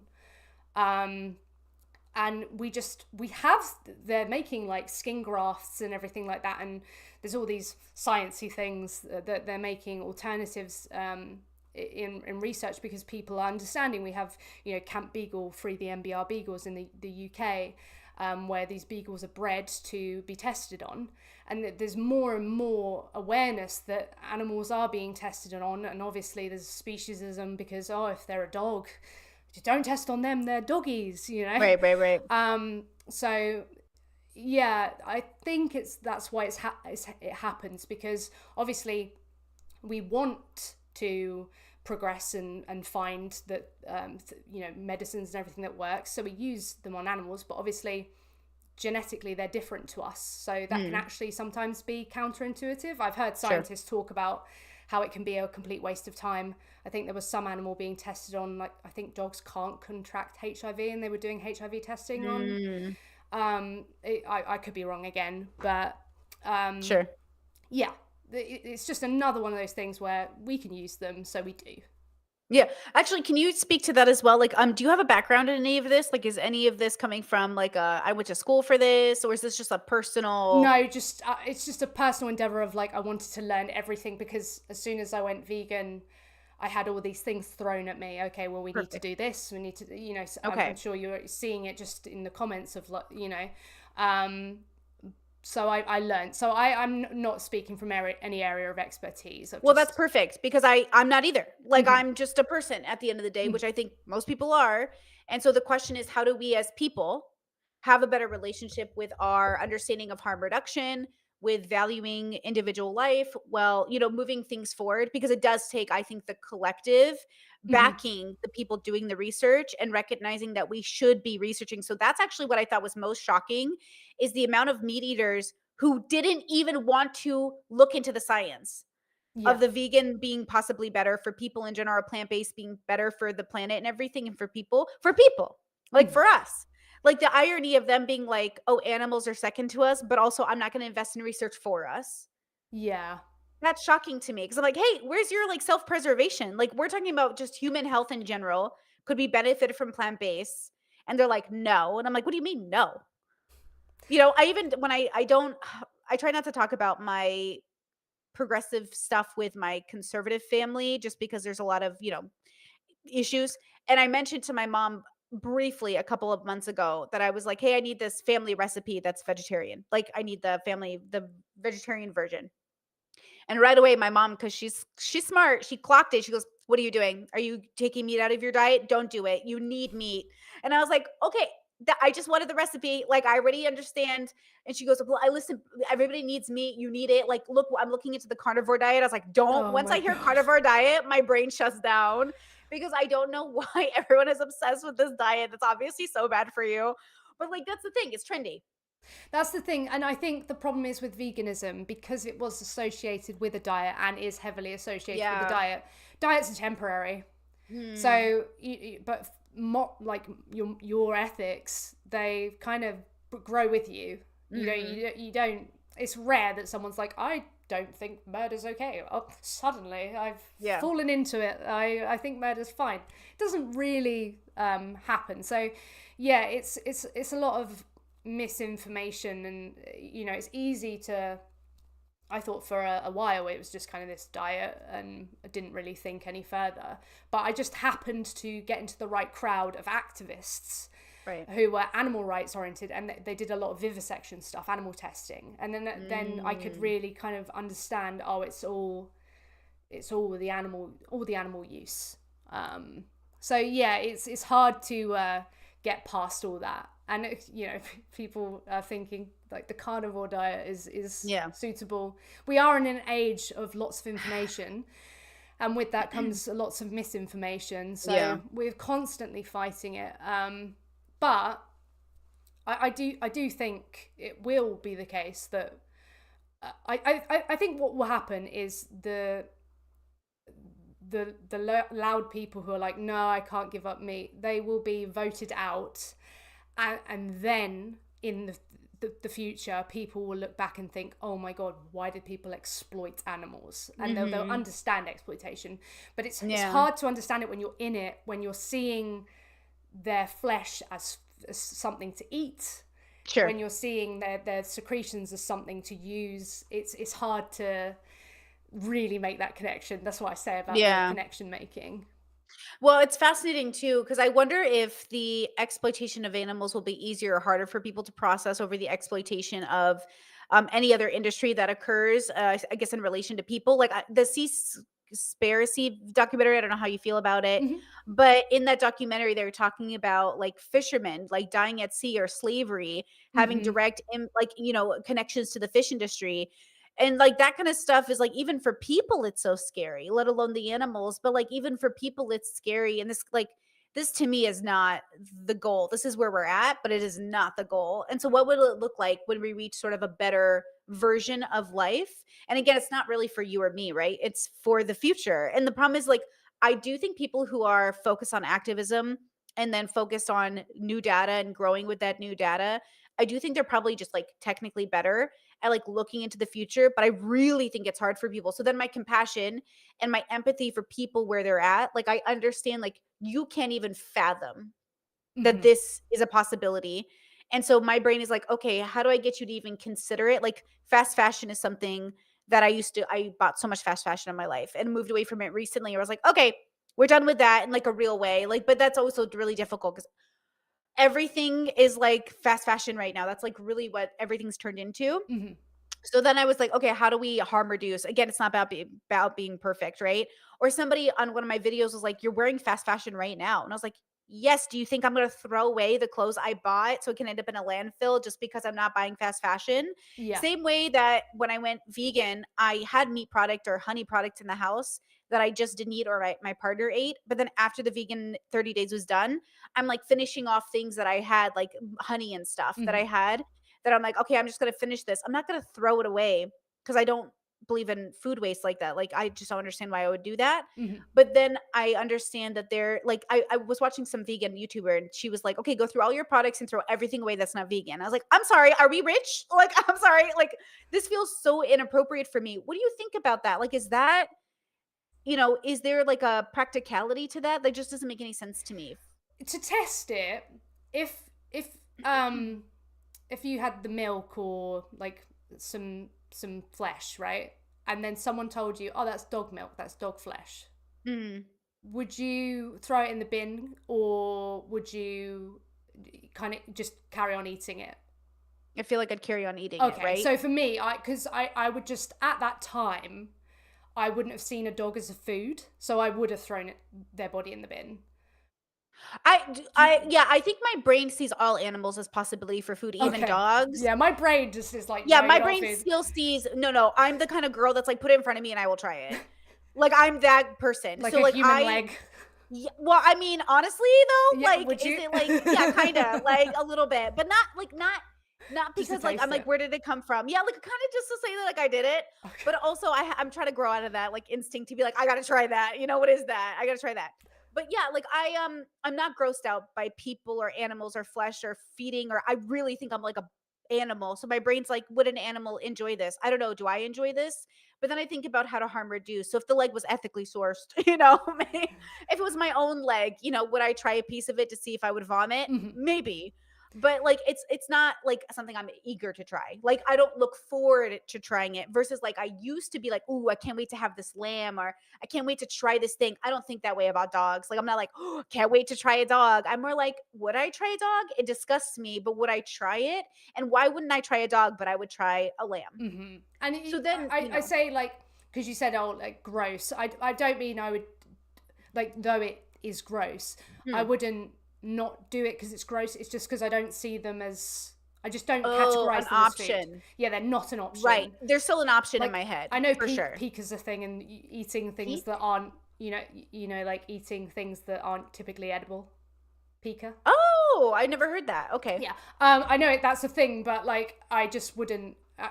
It'd just be like kind of. I guess it's the kind of maybe the spiritual essence of Mm. like that would not be respectful for me to do that to them. Mhm, mhm. I just bury the body. Like Sure. or don't eat them. Do you know what I mean? That's where Yeah. I go with it.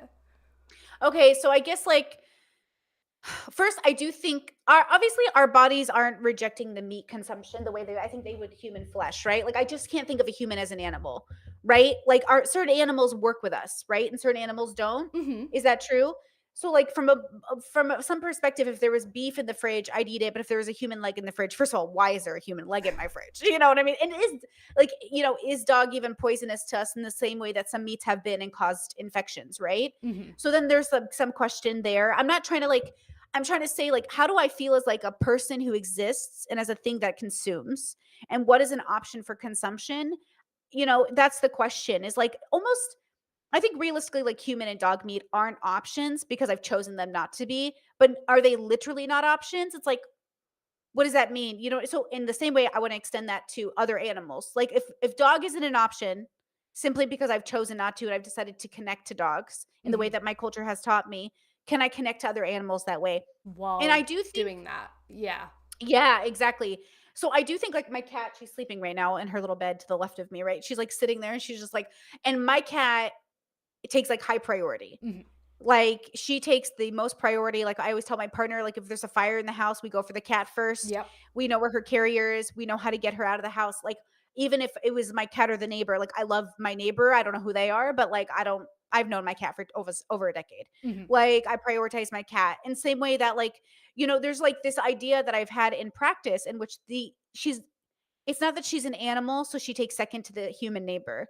It's that I know her and I have a connection to her. Connection, yeah. Yeah, and I feel similarly to other animals where, if I have a connection with them and then I prioritize them, then it would be harder for me to, like, not have that relationship with them, but I don't have it with all animals, but I don't extend that to humans. So even if I don't have a connection with a human, I don't think we should kill it. Exactly. People say, "Oh, I don't care about like an animal." Like, and it's just like, yeah, you don't have the capacity to care about the 8 billion humans on Earth. Sure. It doesn't True. mean you get to kill them.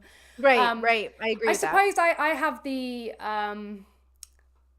I've been to vigils, seen animals just before they're going to be slaughtered. I've seen animals in farms. I've been to Mm, farms, and so I've managed to look some animals in the eye and make that further connection. So you know, I'm just trying to imagine if I hadn't, because obviously you've had that experience of sure. slaughtering animals. Did you kill them yourself? I've only killed one animal myself, and I was honestly, like, didn't enjoy the process. Yeah. So like there's when you're not the one doing it, I suppose there's all these kind of like things your brain would do to kind of protect you from the fact Yeah. you're doing that to them. Mm. Like, but if you know someone else is doing it and you're not participating in that, you can take yourself away and go, yeah, that's wrong. Yeah. And you can, you know, really have a moment to connect with the animal and want to save them. And I'm just trying to think what it'd be like if I hadn't experienced that. But I still Mm. think, yeah, I don't know. I've always just thought that I'm not special. Mm. Like, maybe that's, maybe I should think it a little No, bit, I don't think but anyone's special too. no, Like, I think we're just here, you know? but when I'm sad, I'm really sad, and when I'm happy, I'm Yeah. really happy, and they are as well. And Mm. like, I can't not make the connection with them, really. Like, and it's kind of horrific that there was a point where I thought I was connected to them, but I was literally Mm. paying for their bodies. And Yeah. again, that's why I do think there will be a light bulb moment for you, Mm. and you won't. I don't think you'll even consider them as like it would be like more like the human. Like, I have decided not to Yeah. see if I had the leg in the fridge and it's like Mhm. illegal to do so and everything. Yeah. I wouldn't anyway. I'd put that in the bin or Yeah. bury it. Okay, this is interesting because I remember when I was young, I was, like, really pro capital punishment, I was like, "Kill a motherfucker," I was, like, really violent. That was always I was, like, very USA, very Republican. And then I left the bubble and I, like, had my little bubble pops and I realized, like, "Oh," and now I'm at this stage where I'm like, no murder." And, Mhm, like, everyone's like, "Wait, Brittany, like, we have to kill people." I was like, "There's justified self-defense, but even then you should mourn." I said, "But we shouldn't be eager to kill people who have done wrong. Like, we mhm, shouldn't be excited to torture people or to, like, if." So I know I went through those stages with humans. mhm, And even with abortion, like, I really think there's a huge difference depending on when the development is in utero. Like, there's a mhm, huge difference between, 1 week and fucking, 9 months in. Like, we're not talking about the same thing. We're not having the same conversation. mhm, So I know that when we have these conversations, we're trying to have a deeper meaning to existing. I mhm, really think that's where veganism as a philosophy allows us to go, even though I'm gonna try to view it outside the construct of the people arguing for it, who I feel like the way they argue for it makes a lot of sense if I was there with them, but as mhm. an outsider, is harder to get on board. You're doing a great job, like, Oh, you're thank making you. a lot of sense to my brain, Okay, good.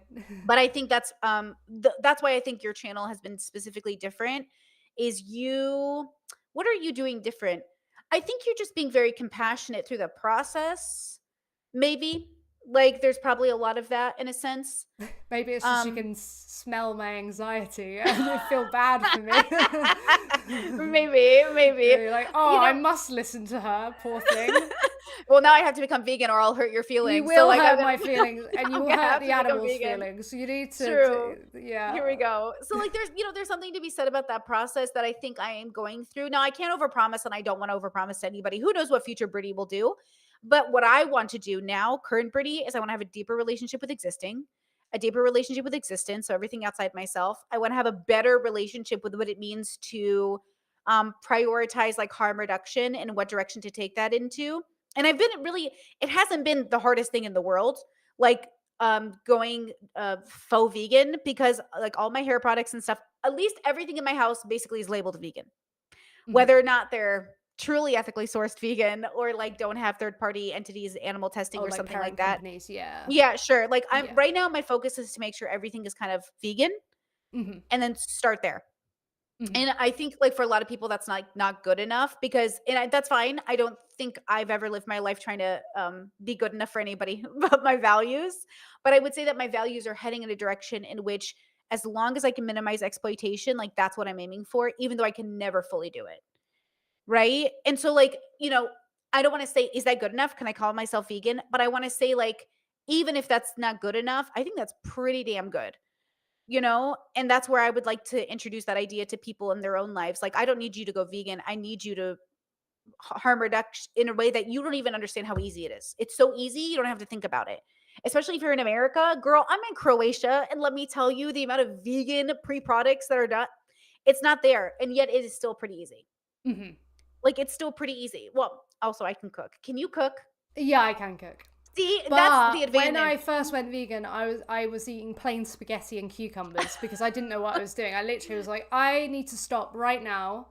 Mm, I don't care if I waste away. I'm going to do it. And then obviously I yeah. learned that yeah, like some of the cheapest foods are like plant Oh, based, and 100%. if I literally like couldn't get the vegan chicken or the vegan hot dogs or whatever, then Mhm. I would just eat vegetables. Yeah, and which is bomb, by the way, like, Mm, culturally universal as well. Like, I'm a Syrian, and, like, so many of our breakfasts are just, like, vegetables and just, like, like, pickled things and things that are accessible to you, you don't even think about it, and mhm, so, yeah, I think people, I don't know, like, I found out this could be wrong on the numbers because it's a dated documentary, I think now, but I heard that like 1 to 6%, that might be overestimating of the population is vegan, and, like, I'm like, "Man, you guys are like the trans people of the animal world." We're like, the world is freaking out over this 1% of people, like, they're the worst people who have ever existed. I'm like, "It's, like, not even most people." And so, like, how do you feel about being a complete minority in that sense? well, it kind of sucks because it's just like obviously then trillions of animals are being killed for the Yeah. majority. So, and yeah, it's weird, like just how you would have like an anti-exploitation kind of mindset, Mhm. growing up, and then realize that you're not actually practicing that, you know, Yeah. Yeah. and that it's not like it is still easy to just avoid that, but it's not like it's baked into so many things that you have to choose. You shouldn't be able to choose whether or not you Mhm. exploit an animal. No, that shouldn't Yeah. even be in the question. So yeah, it sucks. But I don't know if you've seen the mockumentary called Carnage, but it Mm-mm. I don't goes. think so. It's like a UK. Simon Amstel made this. He's a comedian. He made this mockumentary about how they laugh at you first, and then secondly Mm. they really oppose you, and then thirdly they are with you, and it Okay. follows that. And yeah, there's a lot of um, noise against a minority, but it makes sense because it makes people uncomfortable. They don't want animals to be put in these positions. Yeah. Like, Yeah. I do think a lot of people do have an exploitative mindset. I do think Oh. we do think, oh, I can do what I want. Like we do it with humans as well. Yeah. But I think going vegan really helps undo that. Yeah. Okay, sorry, I was changing audios and my audio setting was wrong apparently. Hopefully, guys, it's better. Hopefully you can hear us both. Okay. I will say that I think that's where I try to accept that, like, humans are their own evolved animal, they're having their own experience, and then they are where they're at. Because I think we are so much more violent than we give ourselves credit for. We are so much more destructive than we give ourselves credit for. Like, we are so much more exploitative than we give ourselves credit for, and I don't know how you feel, but, like, just as an American who's, like, just as a person who lives in different places, and I'm sitting here like watching this administration go the way that it is, like it's so obvious to me that human beings have yet to confront even their most basic problems, and like that problem is us, like we as individuals, like as much as it is as a community. Um and so I struggle, I guess, to um well, I try not to struggle by holding on to the attachment that people will make be different, which is why I try not to make prescriptions, but I try instead to make sure that I'm changing. That's the thing. That's if people, a lot of people like just become quite like, oh well, people aren't going to bother, so I won't bother. I think it's more. It's not so much Right. bad people doing bad things. I think it's good people doing nothing about the bad that's happening and just Mm. letting that happen. So, Yeah. being open to trying to hear more from the vegan perspective, and learning about how it's not a diet, how it's Right. about exploitation and being anti oppression of those individuals. Okay, yeah. It's good that you're at that stage of being open to that, because I do think it can help with how you view these animals. Right, right, right. And I can see, okay, so I'm it's clicking the more you talk too, that why you can't call yourself vegan, like until like you have that embodied, once that if that embodied experience happens, I could identify with vegan and know that it's correct. But because I'm not having it yet, I know that that's not correct. So plant-based makes much more It sense in makes terms more, of categorization. yeah. Yeah, It's just because, definitely. yes, you may practice it. Say, for example, you didn't have the croissant and you Yeah. had all the, but yeah, it just doesn't really make so much sense, because it's the philosophy, the Right. philosophy, and philosophies are to be believed and practiced. Yeah, yeah, yeah. And so it doesn't make too much sense in that case. Yeah, You I need yeah. the ethics, you need the understanding of the animals, and not seeing them as Yeah. commodities. It's So not, now vegans aren't doing that to be douchebags. They're just doing it because it doesn't make sense. And yeah. obviously then, because you said earlier, why was everyone talking about health and food? Well, because people don't actually talk about what veganism is. And even I'm Yeah. probably not explaining it to the best way. There's a few ways to explain it, but fundamentally the crux of it is the exploitation. Breeding them into Yeah. existence in the first place to commodify them and use them, and see them as ours, is the fundamental problem. Like it's like with your cat, you're their guardian. Though we call like people owners, Right, but right, right. you We don't. call her the third roommate. Yeah, the third roommate. There we go. You're a guardian. You tend to them and Oh, look after them, not to. speaking of which, hold on. She's getting up. She needs to be let out of the room. Hold on. Give me 2 seconds.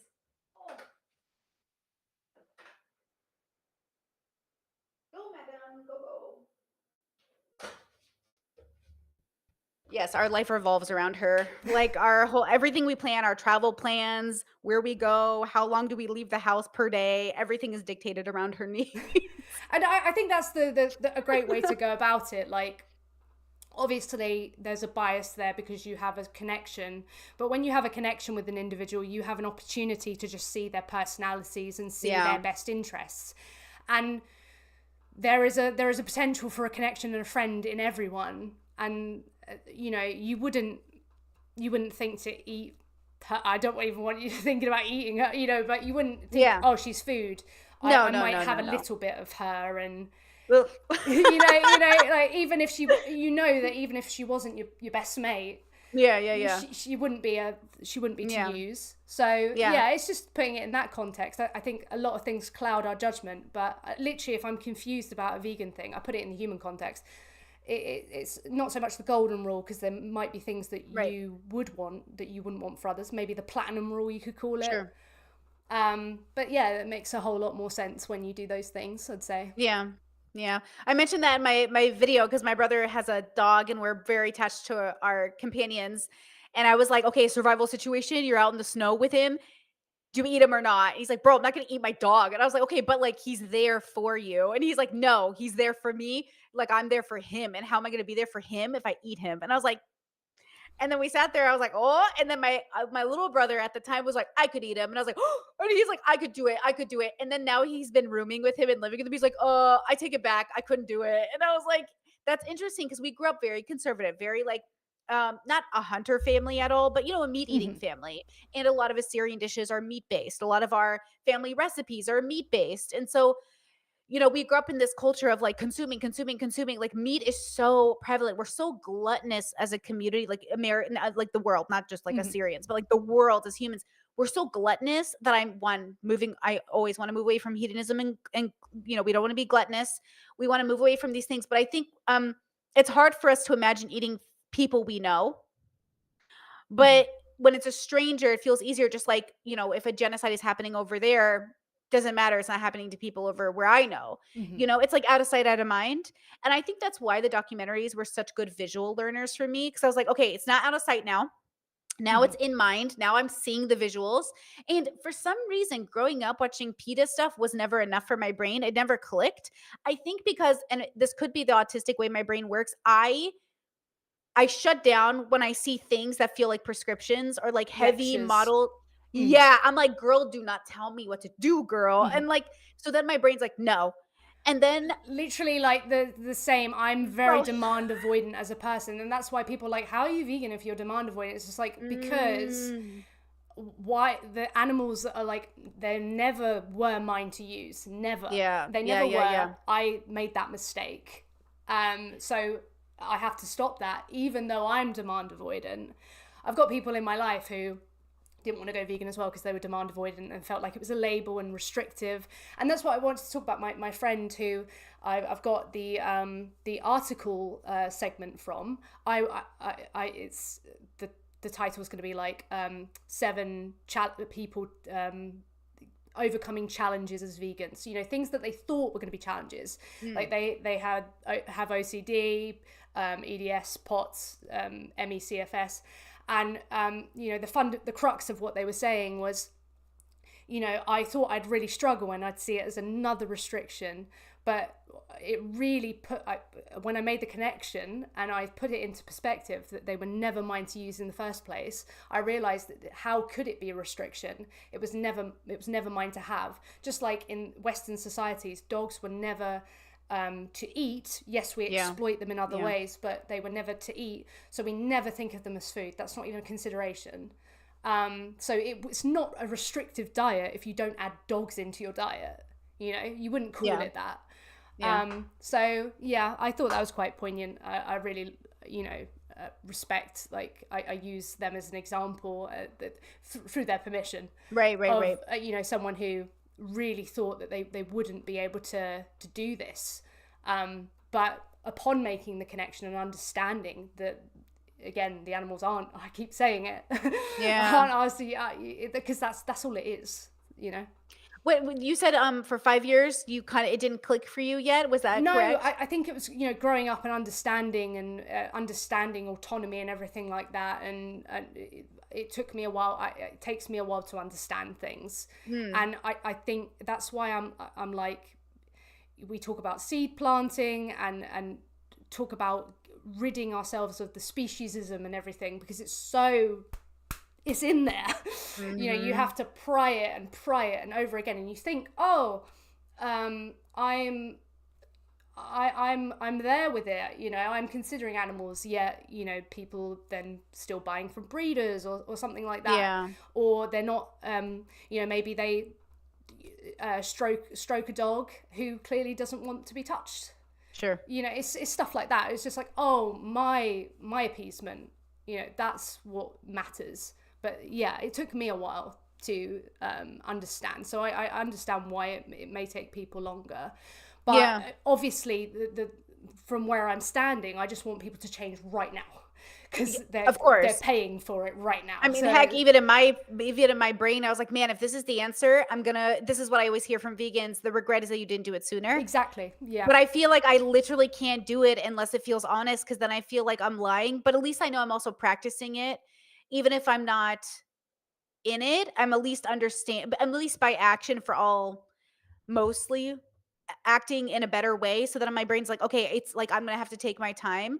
But like if it clicks, it clicks. But that's what I know I experience, and I assume everybody is. I Hmm. kind of think all people, neurotypical or not, or neurodivergent or not, are having a lack of an embodied experience, much like somebody who, has the audacity to make a podcast about how like women should never speak or be in public spaces. It's like that's a belief people are having around the world. Like that's a belief, that I see from people. These are grown-ups, like grown-ups that you think would know better to a certain extent, but they don't. So then I'm like, are you not having that embodied experience? Are you not having that understanding of what you're doing? And then I wonder, like, how long will it take for them to get it, if they ever get it at all? Yeah, and I guess again that what I talked about earlier, where veganism is a massive root of the problems that we have, because women by these men are seen as lesser than, they're different, they're not Mhm. as Mhm. strong, we have power over them, might makes right. They're not as intelligent. All these Right. things that will be said about women in these spaces, and these are the justifications we use to put animals in these positions where we commodify them. Yeah. So yeah. I mean, obviously, I think it's just hard to. It's like it must be really hard to fathom, but it's hard for humans to do this for other humans. I mean, that's why racism is so prevalent. I can't believe Nazism is like back in. I'm like, really? It's back in that quick? Like it was barely out of the loop. And then it's, you know what I mean? It was never really gone. But the fact that like we have to be talking about like skin color when it comes to ourselves. So I know humans aren't ready. Like I know humans aren't there universally to be like vegan. But I do think that for some of us, and I always say this, like, look, the whole moves very slowly, but it's moving. Mhm. The individual has a much higher chance of moving faster and running past the crowd. And our job is to get to the finish line in quotations, and then wave and be like, okay, this is like, hey, come over here, come this direction, Mhm. like over here. And then we're all kind of fighting. And then I think some people, I imagine we're all running a race. And like some people get further than others, and the people who aren't as far go, here, I reached the end. And I'm like, no, you did not. It's over here. And then you're sitting here like, no, Brittany, it's over here. And I'm like, no, it's over here. And like, we're arguing about where the end is, and there is like no end in my belief. My belief is like there is no end. Veganism isn't the end. Mhm. Like veganism is a part of the path. Yeah, I think in the future there will be something that is named differently and Mhm. it goes further because we are able to go further with it than we are, but I can't conceptualize that. But Right. yeah, for right now, like veganism is like I just can't believe we're not adopting that en masse, and that's not that should be the standard. Mm. And yeah, obviously, yeah, there's all these things that we need to improve upon, and then if someone comes along and they're like, by the way, also this. But I think if you are fundamentally exploitative with your practice, then that's definitely a problem. And Yeah. yeah, I think I really do think that you will make the connection, and when you do, like, Are or you if you saying do. that because you want to convert me? Are you saying that because you think you No, see no, something? I wouldn't be saying it unless I'm sure, because I know you're demand avoidant. So you would, Mm. but I just sense it because it's not even like, oh, this is the right thing to do. It's like I'm already doing the wrong thing, and you've already changed Mm. the practices for the most part. Yeah, Obviously, the yeah, yeah. beliefs need to come. So I think the beliefs will come, and you will see them as the individuals they are, and I do actually see that. Otherwise, Mhm. if I didn't, yeah, I'd Yeah. just be like, I'm playing on the demand avoidance. Okay, so at this point in the conversation, is there anything that you specifically want to talk about or share with us, or do you have questions for me or my audience, or does you maybe want to take questions from the audience? Like, where are you at? Oh well, I the conversation has gone on for an hour and 45, and I do need to make dinner at some point. Oh, okay. So yeah, I suppose I would just ask again, because I'm not quite clear. What what do you think like an animal would want, like a pig would want of a human? Um, if they could say it in our language, like what do you Mm. think they would ask of us? Well, if I projected like a human perception of understanding onto them, I assume they'd be just like us. Where like some pigs would be better than other pigs, and some pigs would be more tolerable than other pigs, and some pigs would be assholes, and some pigs would be great, and like some pigs would be just as complex as us. But I hold the belief system for humans that we don't kill them even if they're annoying. Yeah. So even if a pig was annoying, like wouldn't give us the justice to kill them. Did you watch Eliza Thornberry growing up? No. Oh my god. In America, there was a show called Eliza Thornberry, and she had the power to talk to animals. Oh, like Dr. Dolittle? Yeah, but, cuter and better, and so because it was about girls, and, like, it was fun, and, like, it was, like, one of those things where I was like, "She better be a vegan girl," but, like, I have to go back and watch the show now because, like, she can Hmm. talk to animals. So she knows they're having, like, the same complex relationship that we're having. Now, we did watch on stream the other day, Ask a Mortician, I forget her real name, and she talked about a mother whale mourning the death of her Mm. baby, but she also cautioned us to project our humanness onto the whale. Oh, like anthropomorphize. Yeah, what do you Hmm. think about that?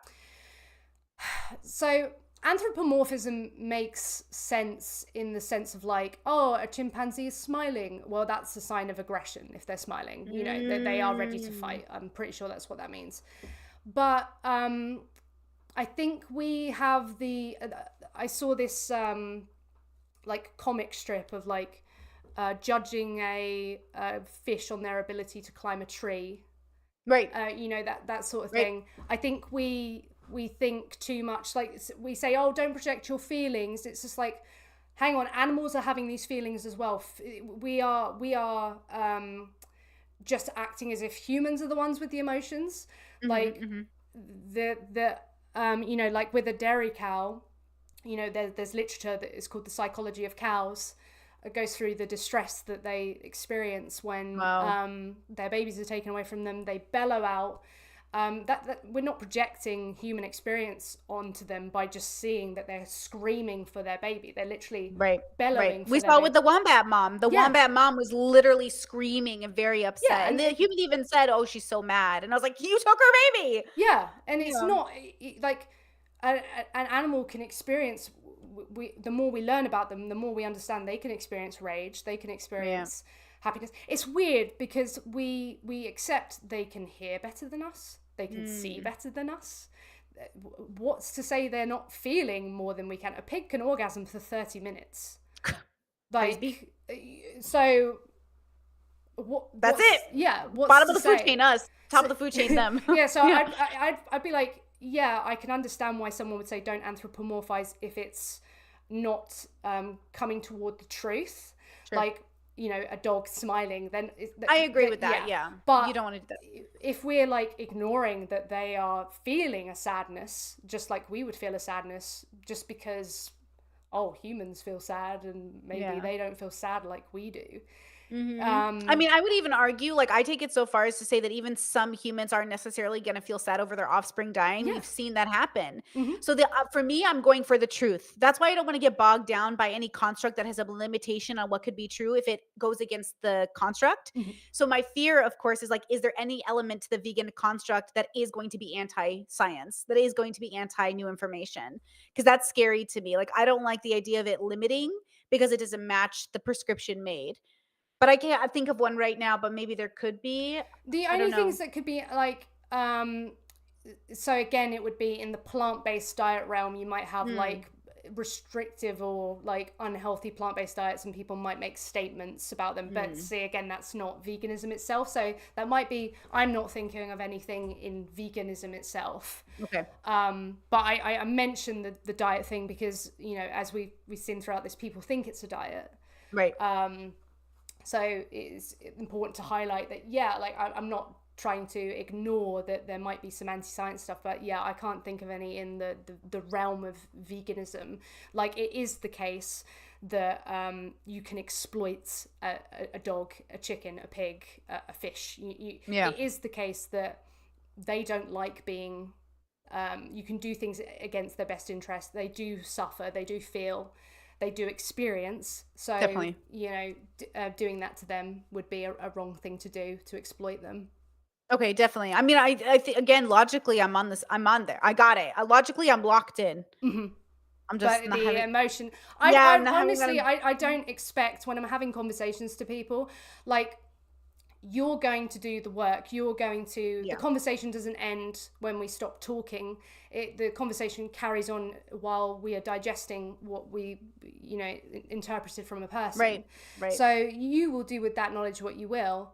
I have said maybe 100 times today that animals are not ours to use, and maybe that will stick, but Yeah. I don't know. But I'm glad that you know now that, because people were talking about veganism being a diet. I'm glad Right. that I was able to explain it in a way that made sense. Definitely. Um, Definitely. and yeah, it's not harm reduction. It's not cruelty. It's not anything like it's fundamentally exploitation, oppression. You just did it again. Just okay, new layer. Okay, new Yeah. layer. It's not about harm reduction. No, because That's you could yeah. otherwise you could say, remember the piglet lullaby, giving them a lullaby, giving them a stroke, and then stabbing them, Yeah, yeah, yeah, yeah, yeah. that could be fine. No, no, that wouldn't be Okay. fine. But that would be reducing harm from the original, where you put them in the factory farms. But the Okay. factory farms are not okay, and the homestead, the Mm. nice methods Yeah. are not Okay. nice. This is playing a new role. I had somebody in my chat say something, and I've heard this vegan argument before, and it was just like really it confuses me. The whole like, oh, I'd hate to see what you think about like um disabled people or black people if you're not Hmm. vegan. And I'm like, whoa, like what are we talking about here? And I think it goes down again to this idea like I don't think disabled people should be killed because they're disabled. Like Hmm. that's not the kind of society we want to live in, right? But I also hold the belief separate from that belief, separate from that belief that people should have the right to die if they want to in a humane and wonderful way Hmm. because they're consenting. Yeah, Right, versus exactly. the animal isn't gonna consent. Like, I know some people will be like, "The animal came to me to die in my arms." Slow down there, Yeah, girl. yeah. Like, I don't know about that, you know? So I think there is a way to intellectually and with compassion have these conversations, but I think it's gonna be hard for some people because, like, I can hear the pro-lifers in the background right now saying, like, "I can't believe you care about animals, but not like fetuses." And I'm like, "I feel you, Hmm. girl. Let's talk about it. Hmm. Let's talk about what these things look like." So again, we're dealing with all these different bubble perceptions, these belief systems, and we're all trying to aim in a direction. But I do logically really like what you have presented as veganism. Yeah, I hope I that really that like is it. just the general subjugation of these Yeah. individuals is probably the best way to explain it, because otherwise you have these situations where you can still take from them, and it would be, but yeah, the whole disabled people thing, it's because a lot of the time the argument is like they're not as intelligent, and Right. and so what someone's trying to say is, because some people do bite the bullet and they're like, yeah, kill the Mhm. disabled people, like, who Right, right, have right. No, no, cognitive no. conditions. And it's just like, no, like, we're trying to say is they're not less valuable Right, just right, right. because they're disabled. Like, that's just messed up. And Yeah. people will make those arguments that they are less valuable Yeah. because I they're feel like that's disabled. that utilitarian argument that I just zone out of too, Hmm. like the little Peter Singer like energy. I'm like, go away. I don't want to hear this. I don't want to hear this utilitarian Yeah, argumentation. we can't. That's the thing, that it's all. Again, it comes back to the intrinsic value, the value of them and them of themselves. They are enough. They are valid, as it were. Yeah. Yeah. And that will make it make more sense when you view them, and when you're talking about them, and when you're trying to work out how to bring them into your world, like what you do with them. And the best thing to do is just leave them alone, I'd say. Yeah, one of the greatest things I think I took away from this whole process was recontextualizing that I was raised in a bubble, as many of us were, who genuinely believe like fish didn't feel. Yeah. Like that's amazing to me. I was like, why did we ever believe that? Well, Like, ironically, you know how the person said, "Oh, don't project your feelings about this whale mourning." We project our feelings onto the fish because they don't scream like we do. They don't cry. They don't. mm, They just open their mouths and they don't look pretty fucking express. distraught though. Yeah, and it's Like, just like, you know, if you give them a moment of empathy, you can see that they are struggling, they are suffering, yeah, they are being used in this way, and not in their best interest. yeah. But we project, oh, because I'm pretty sure dogs have made an adaptation where they have more muscles in their eyebrows. Mm. So fact check me, but I'm pretty sure this is the case, that they've made this adaptation to people suspect it so that they can manipulate humans more.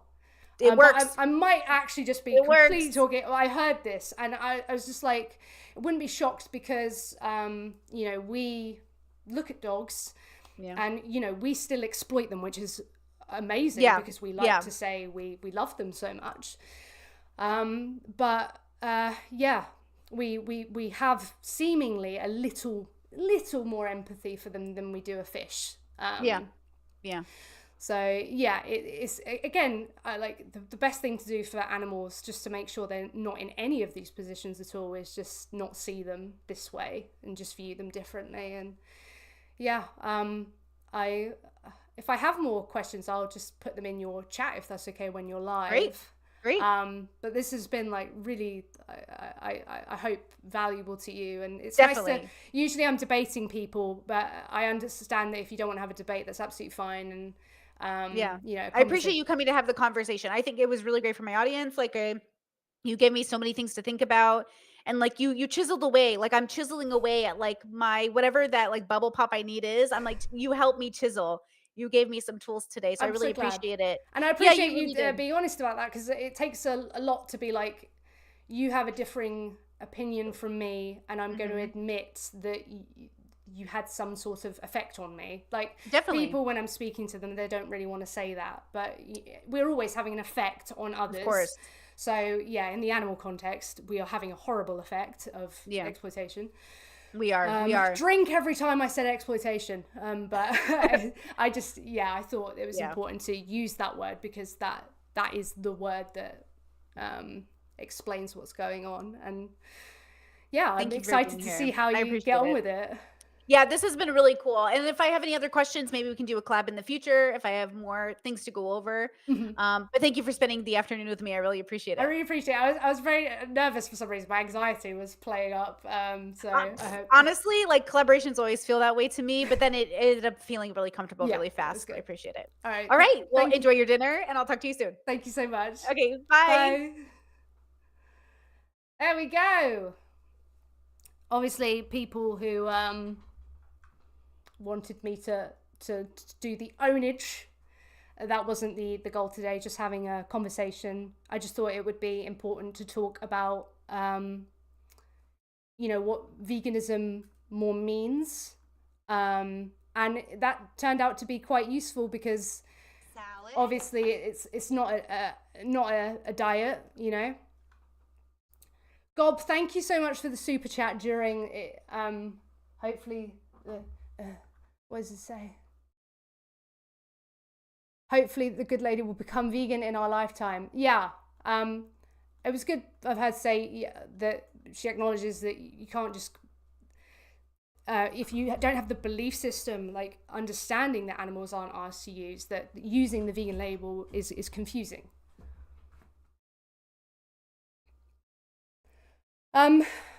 Were people being mean? Obviously, I couldn't see the chat.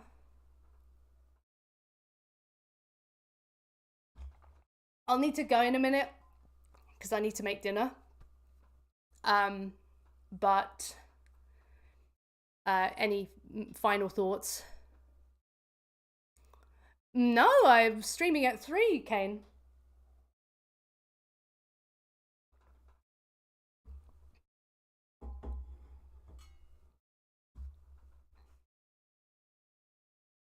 When, long boy? Yeah, I need to make the dinner. So I need to cut the potatoes.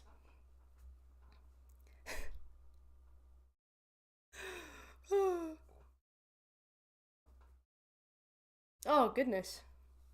I hope I explained it okay. I'm feeling very tired. I've been up since like before 6 a.m. But yeah. Big up potatoes. Good job, that is. Thank you.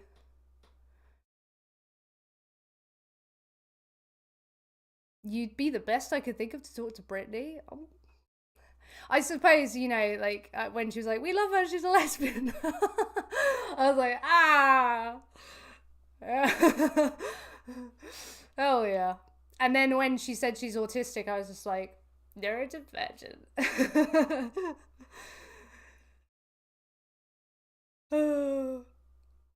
boil them, mash them, stick them in a stew.